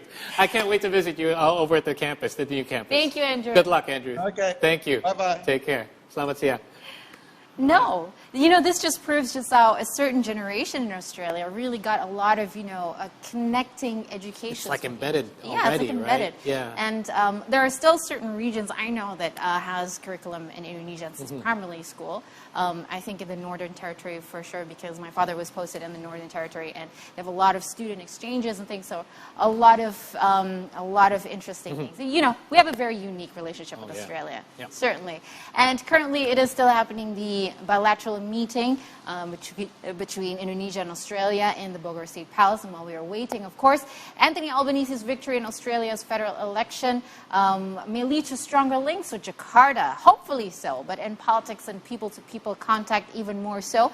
And even though some analysts have warned of major challenges facing this new prime minister, we now have our Australian contributor Muhammad Andri to discuss the implications of this new government, of Albanese's victory to Indonesia-Australia relationship. Can we finally welcome you, Andri? How are you? I'm good. How are you guys doing? Yes. We're doing great. We're enjoying this particular, segment talking about the relationship to Indonesia and Australia. But how do you see Australia's response to the new prime minister there? Well, I mean, in the wide point of view, as the new prime minister, I think Anthony Albanese attempts to set the agenda and tone of the next parliament. Climate policy obviously is shaping up as the key battleground, with Labour confronted by green dominations as well, and a position that won't back Labour's target. Labour was being called the winner in 75 or at least 67% of the votes counted during the last elections. But the current trend in Australian politics, I would say the Teal independents are shown as a greener side than Liberal Party's traditional blue-collar representations. And obviously, stronger government movements on reducing Australian greenhouse gas emissions is highly expected by the people in Australia. On the other side, most of the successful candidates are coming from female candidates. And I think this is because of the denial, from the Scott Morrison's government that he's been, denying there was a sexual harassment in the parliament during his last 3 years in the government.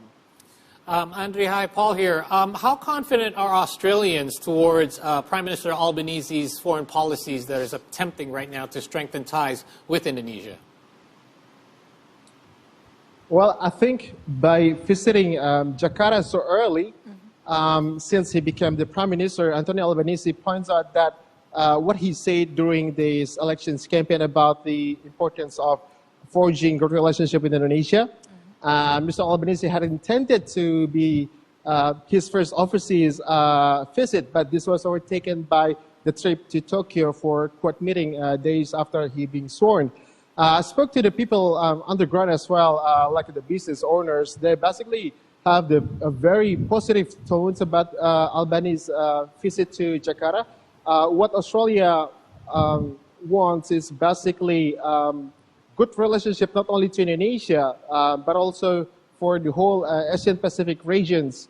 And because I heard like you had a discussion before about the bahasa bahasa teaching in school in Australia, because I spoke to the professor from the Monash University last week. The main issue here is they don't have enough teachers in Australia, and by having the new governments, because Labor has a very good historical between Indonesia and Australia, so basically all the educational sectors, they are hoping that this government will bring more projects to the educational sectors, especially in Bahasa learning in Australia. Well, that's certainly interesting because we just spoken to the Monash University president here in Indonesia, and that was one of the things that we talked talked about. But how do you think our people-to-people connections are? Since you mentioned that you've spoken to Australians underground, what are the sentiments of Australia, about Indonesia right now? Are they excited to be able to visit Indonesia again? And my question is, will they start visiting Indonesia beyond just Bali? Well, that is a very good question. I spoke to the few people as well who has a business in Bali, because Bali just reopened the gate a few months back, and they are very happy with the new policy from Indonesian government, especially to cut off the quarantine days in Indonesia. So in terms of business visit as well to Indonesia and only to Bali, this will cut the business trip costs in terms of the cost of trip to Indonesia. Other than that, I think this is a new beginning for everyone. Basically, not only for the relationship between Indonesia and Australia, but also economic as a whole. So a lot of things need to be done for the time being. But I think this is a new good beginning for everyone, especially for Indonesia and Australia. Andre, conversely, how is the Indonesian climate, so to speak, over there right now in regards to tourism for more Indonesian travelers to head to Australia, businesses as well as education? What do you mean, the Indonesian climate here? Yes, since the easing of the restrictions. Yeah, I mean, okay, so the interesting point is, if you see the data from Indonesian government, Australia is the top positioning the level in tourism, the tourists coming to Indonesia. And from Australia perspective as well, I mean, Bali is the top destinations now in Australia. So if you see the flight schedule, I think there are at least 3 to 5 flights per week from Australia to Bali. Great. So the number is really increasing for the last few months, especially when Bali reopened the gate again. All right. Anyway, Mohammed Andrew, thank you so much for your time. We appreciate your Pleasure. report from all the Pleasure. way out there in Australia. That's our correspondent out in Australia, Mohammed Andrew, as we still broadcast to you live for the Prime Minister Anthony Albanese's visit here in Indonesia. Andrew, we'll check in with you again real soon. Ciao.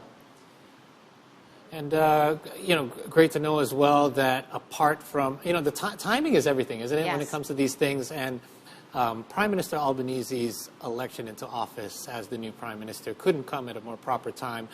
We talk about travel, we talk about education, we talk about Monash just opening their university here in Indonesia.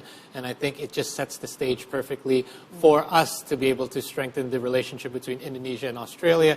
I personally, though, ashamed to say, I've never been to Australia. Wow. Despite all the years of being here. Because it was one of those things that I always said, oh, yeah, I'm going to go there real soon, but just haven't had the chance. I have friends who own apartments over there. I have friends to visit. And then the pandemic happened. Just when I was about to take my first kid to travel over there, pandemic happened, and now I kind of regret it, but I'm so glad that I'm able to travel there again really soon. You have another baby coming, so you'll be a party of 5 going to Australia next. And it's great. There's something for everybody there. When was the last time you visited, by the way? I visited last time 2019.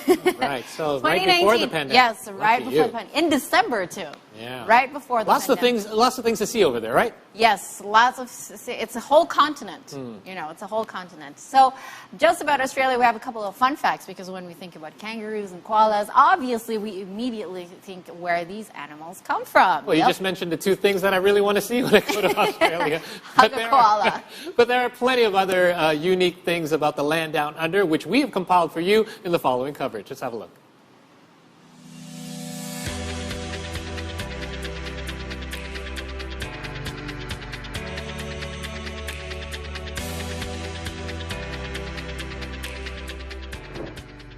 Australia, which is a British Commonwealth country, is also the world's smallest continent. Its location in the southern hemisphere makes it geographically close to the South Pole. Australia is also the 6th largest country in the world with a large indigenous population. Being both a continent and a country, Australia has a number of unique facts that you must know. According to 2016 The Daily News article, there are around 44 million kangaroos in Australia, or twice the country's population. Thus, it should come to no surprise, the land is known as the Kangaroo Country. A few years later though, ABC reported a 25.5% decline in kangaroo population between 2019 and 2020 due to the droughts, or about 4 million. Now, the Australian government is again carrying out conservation and protection of these mammals.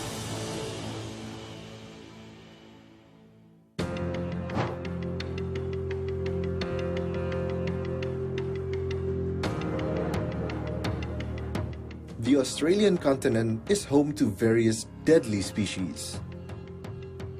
According to the Australian Geographic, there are at least 30 species considered dangerous and deadly.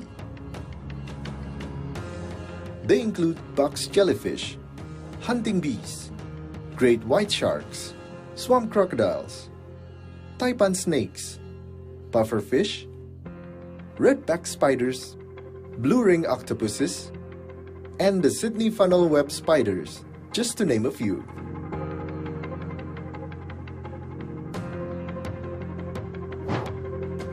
Australia's Great Barrier Reef is the world's largest living structure and a UNESCO World Heritage Site. Located on the northeast coast of Australia, the reef contains 400 species of coral, 1,500 species of fish, and 4,000 species of mollusks.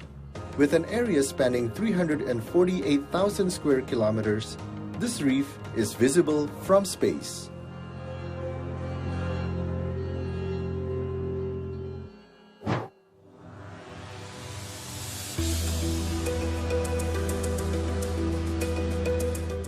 The Australian society is among the world's most developed and prosperous. According to the US News, Australia is among the best countries or region in terms of quality of life, education, public facilities, quality of medical service, per capita income, and so on.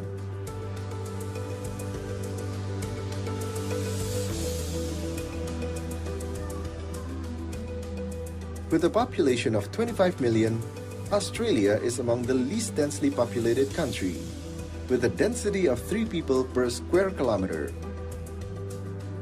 This puts it below Canada, the UK, and the neighboring New Zealand.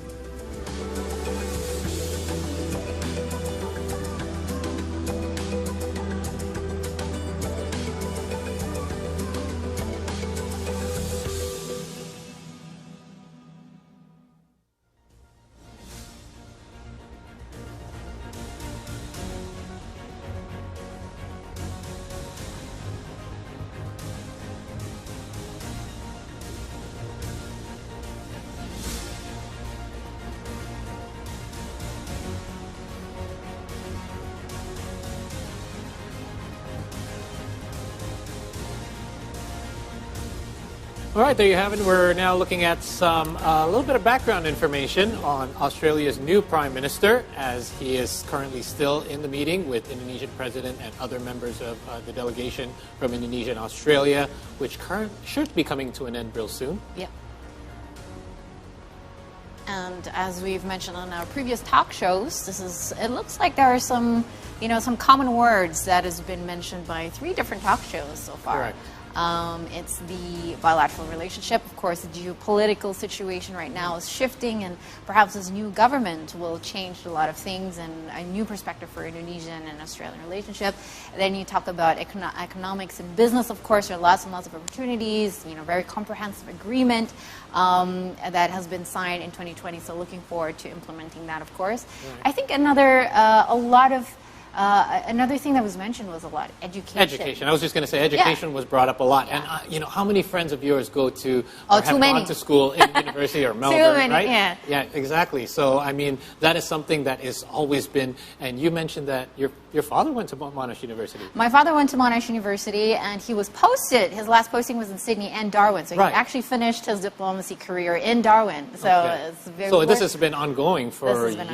Yes. Yeah. So actually, the Indonesian-Australian scholarship, the Australian scholarship that's been given to Indonesia, is one of the longest, if not the longest, scholarship relationship bilaterally of Australia. It started in 1953. Wow. So it's been, I think, not long after independence. Yeah.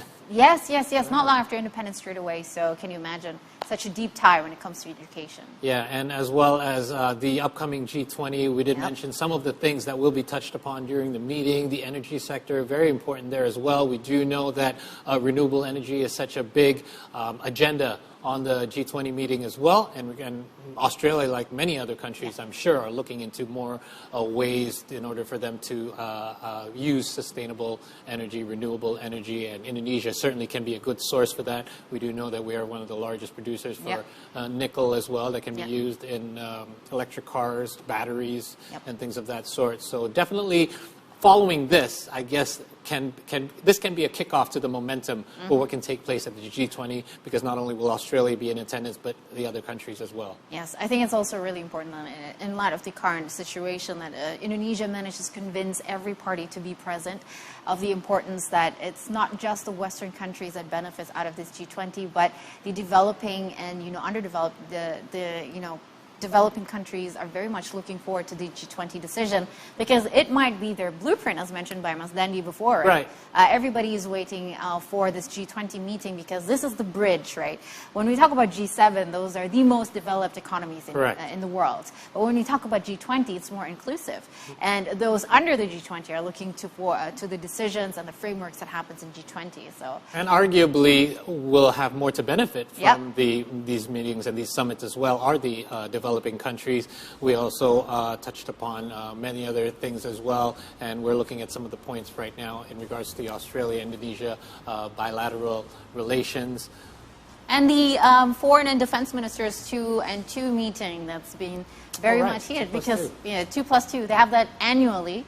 And if I'm not mistaken, 2021, they also recently signed a new MOU. We actually covered it also last year, if I'm not mistaken. And it's very interesting that it just shows how important these one-on-one and ministerial level meeting also is, because it's great to see the two leaders meeting, but on a ministerial level, while the policies are being made and being implemented, I think it's also very good that we get to have these one-on-one relationships as well. And our conversation with Pak Reza, he highlighted one thing that I never actually noticed before, that how the President and Prime Minister are very similar in age. They come from the same generation. Yeah. And, if you just kind of take a quick overview of the procession, it just seems like, oh, it's a really nice procession. But everything was done for a reason. The tree planting was done for a reason. They rode their bicycles for a reason. They could have easily been driven in their cars.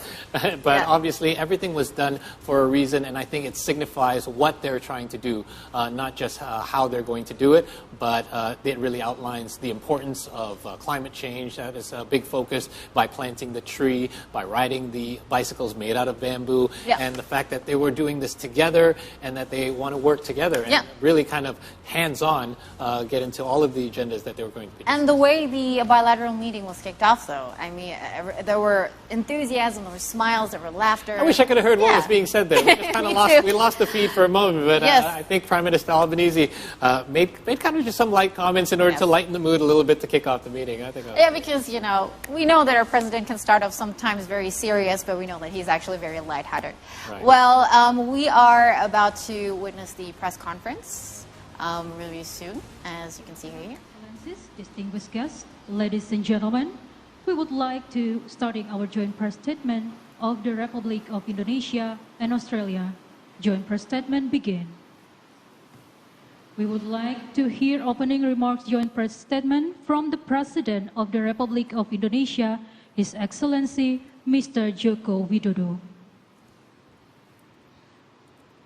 Yang terhormat Perdana Menteri Anthony Albanese, merupakan kehormatan bagi saya menerima kunjungan Perdana Menteri Australia yang baru, Bapak Anthony Albanese, beserta delegasi.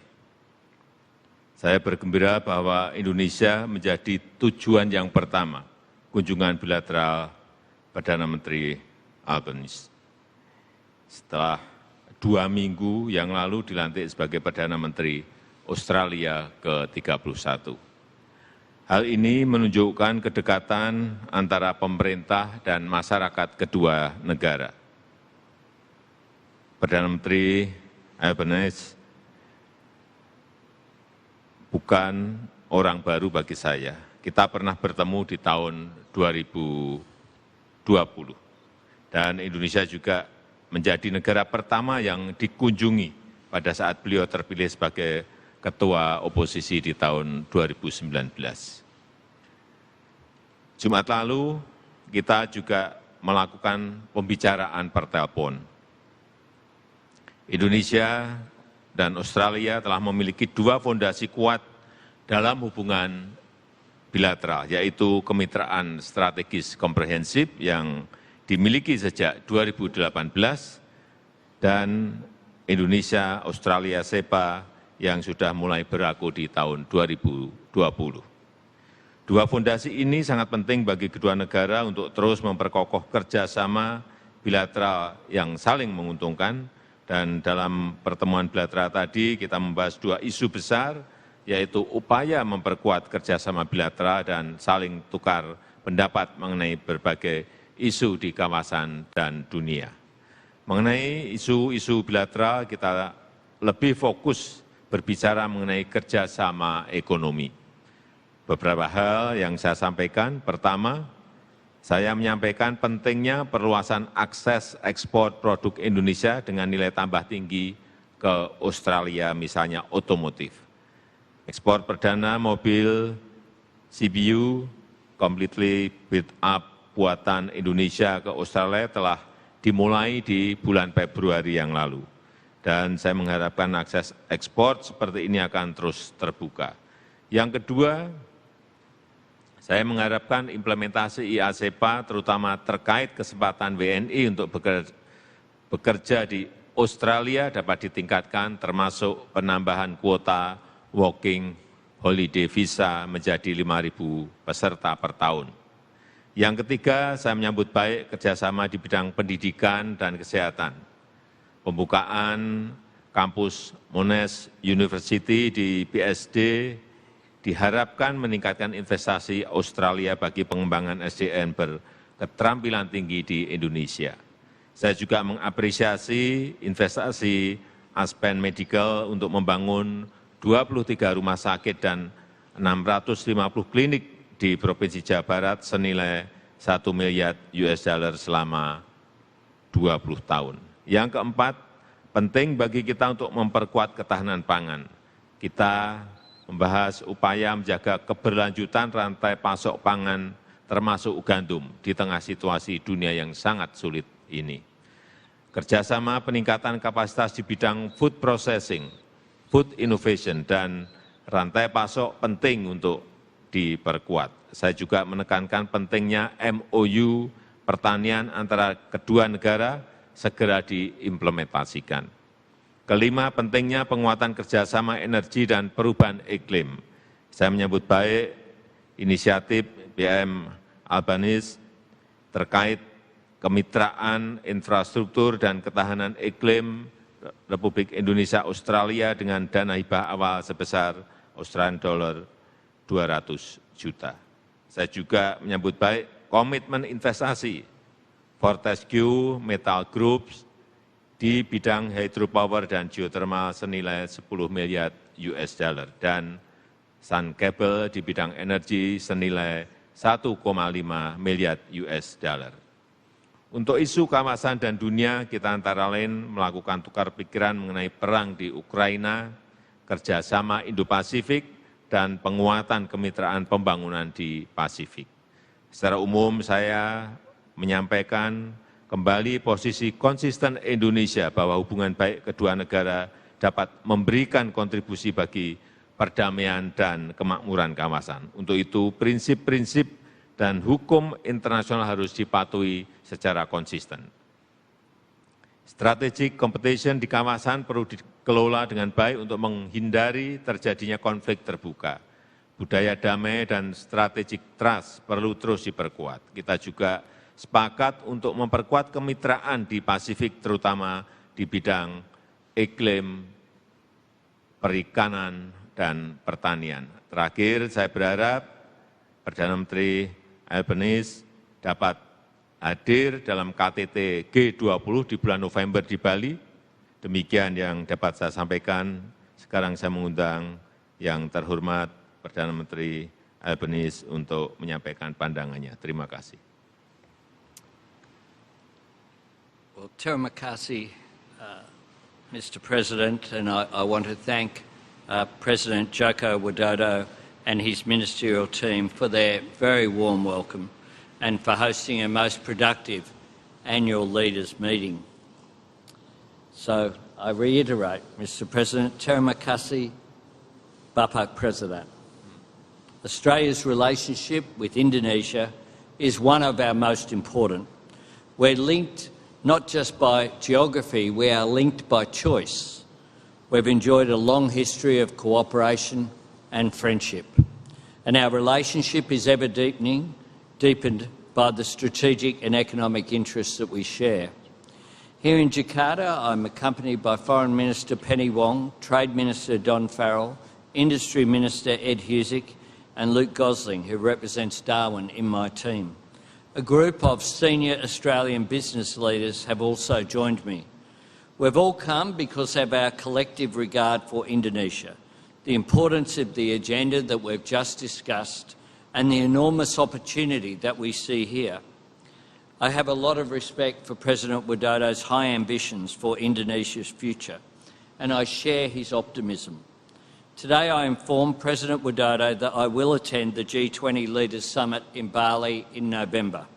I did so because the work of the G20 is critical at this time of global economic uncertainty, and it will be by working with Indonesia that we most effectively tackle the many challenges we face in navigating the post-COVID global economic recovery.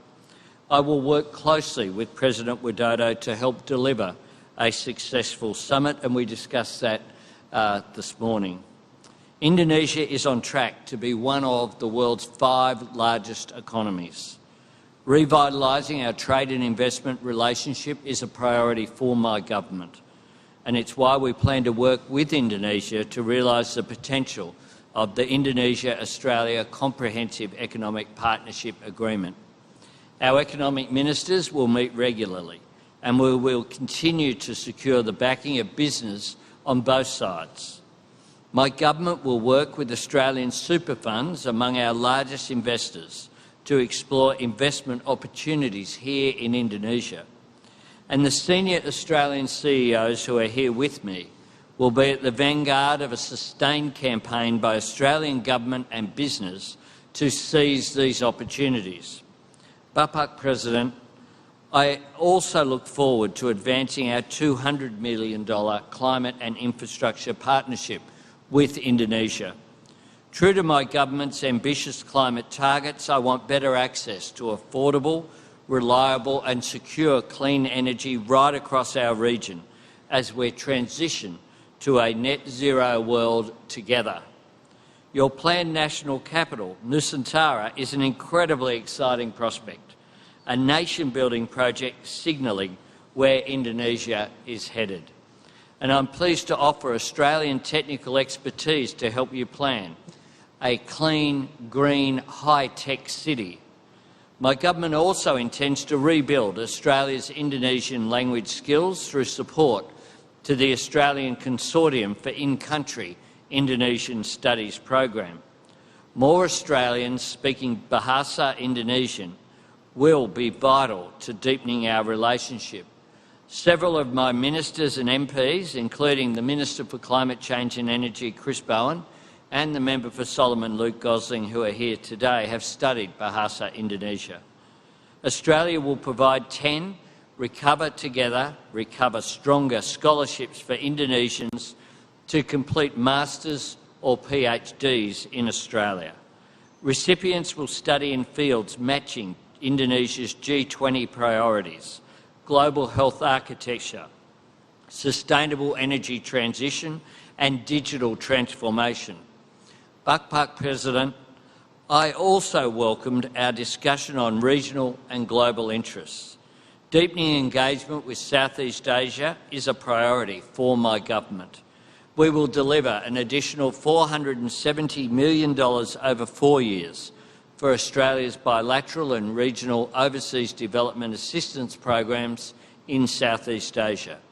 We will appoint a dedicated, high-level roving regional envoy.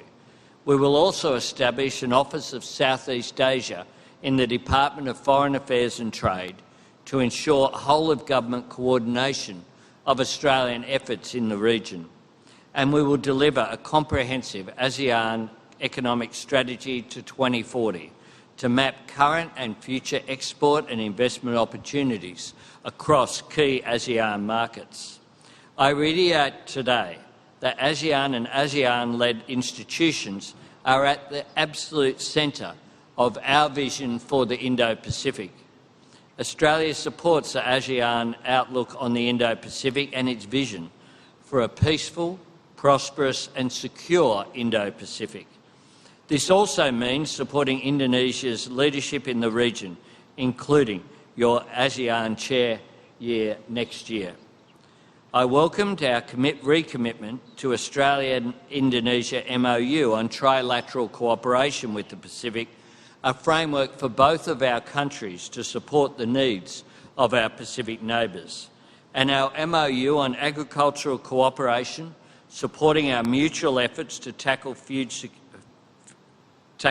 security challenges at a time of reduced global food supply and increasing prices that we are all dealing with.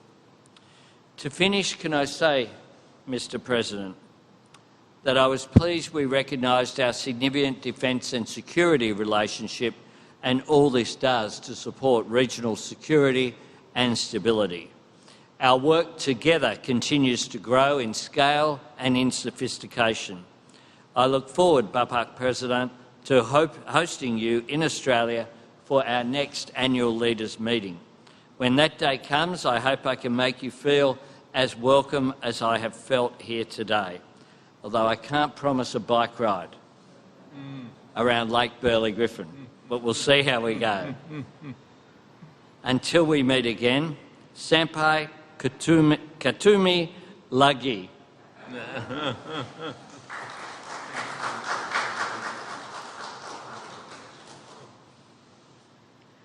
Thank you. Well, we just heard the joint press statement between the Republic of Indonesia and Australia.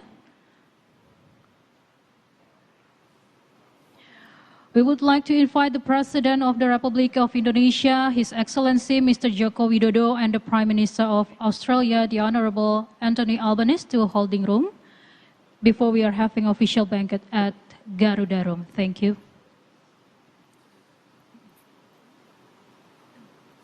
And that was the press conference. Yes. You know, I was clapping my hands. Same here.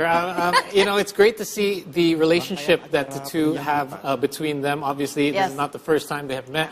President Joko, we highlighted that they have met back in 2020. It was mentioned by Pak Reza earlier, where it was Prime Minister Albanese, then head of the opposition, had made certain commitments to President Jokowi as well. Some of the things that President Jokowi mentioned, which was also mentioned by Prime Minister Albanese, was very important, and a lot of it that we highlighted earlier in regards to bilateral relations, in regarding to recovering economically together. Access for Indonesian exports for the automotive industry, that is something that is a point of note as well. The thing that you mentioned a lot, the comprehensive agreement, was also touched upon by President Jokowi. The increasing of working and holiday visas for Indonesian workers as well to Indonesia to be increased to 5,000 per year. The opening of the Monash University, whom we spoke with Andrew McIntyre, the president of, right here in Indonesia. And there would be an opening of clinics and hospitals over the next 20 years across Indonesia as well. And the last few points, the food industry, the energy sector, and the climate change partnership, with both parties mentioning the commitment of a $200 million investment. Yeah, and I think from an Indonesian perspective, we're all waiting for the elephant in the room. Will the Prime Minister Albanese attend G20 or not? And he has finally given the confirmation, and I quote, "I will attend G20 because," he says, "when I summarize, the work is critical to the global economy. It is bigger." I think it's great. For me, it was such a relief to find out that his perspective is a lot more humble than the previous government in regards to the stance and where Australia is standing in the world and supporting Indonesia, particularly in this G20 presidency. This is what we have been waiting for, and it's great to see that he's reinstated his commitment and also supporting Indonesia's presidency and making sure that the summit is just beyond what the geopolitical matters is about. A lot of countries are dependent on the summit. As we have also mentioned before, we've been talking about this for 2 hours. We've been waiting for this Australian perspective. And also, he's looking forward to revitalizing the trade investment priority, including actually starting a lot of new initiatives, including revitalizing the trade investment priority, which is the IA-SEPA that we've mentioned before. And he just somewhat mentioned the detail on how he is going to implement it on his side. He said that the economic ministers will meet regularly and making sure that both countries will regularly check up on how policy-wise is it implemented perfectly or is it going smoothly. And he's also mentioned the Australian super funds, right, to explore more and further investments in Indonesia, more opportunities there. And I think this is something that the Indo-Pacific, specifically the Pacific region, has been waiting for, is the stand on climate change, because I think this is the first time, the first opportunity where Prime Minister Albanese had the opportunity to really address the public about their stance and mood and sentiment on the climate change issue, and them making sure that the accessible, sustainable energy in the region is also met with the 200 million Australian US dollar infrastructure investment, and also. For me, one of the biggest things is that we also talked about language a lot, right? Yeah, education and language. And he has also specifically stated that there will be funds for Indonesian language learning in Australia. He even mentioned that some of his cabinet members have learned Indonesian, and because of its, he realizes the decline and realizes the importance of rebuilding that particular knowledge. And I think there's just a lot that he mentioned about the G20, the ASEAN initiative, right? The 470 million US dollars for Australia bilateral and regional assistance. There's also the MOU for the trilateral cooperation of the Pacific that's already happening. And of course, last but not least, very, very important was to highlight and to mention the defense and security to support the ASEAN's vision for regional peace and security. I think that was just, those statements are the answer to all of our questions that were discussed in our talk shows. And a bonus as well, if I can add the 10 scholarships that will be given to 10 Indonesians for the recover better, and the to be had in Australia as well. That was going to be something that is a great benefit for those that are going to study in Australia, and security in the region, very important at these tough times, and very interesting that he ended the conversation or the speech by saying, may not be able to promise you a bike ride. Yeah, I'd love to go for a bike ride in Australia. I don't know. Canberra is actually a very peaceful and quiet city. So. And I'm sure the President Joko Widodo would love to go for a bike ride in Australia. Anyway, that just about wraps it up. To see today's live event, it has been the official visit of Australian Prime Minister Anthony Albanese to Indonesia. There's still plenty more to come for the agenda today, including a visit to Raffles later on as well as another meeting. But in the meantime, I'm Paul Palelli signing off for now. Yes, and I'm Kai Surya. Thank you for watching, and we'll be right back at See Today Update at 3 p.m. Make sure to stay tuned with us on See Today.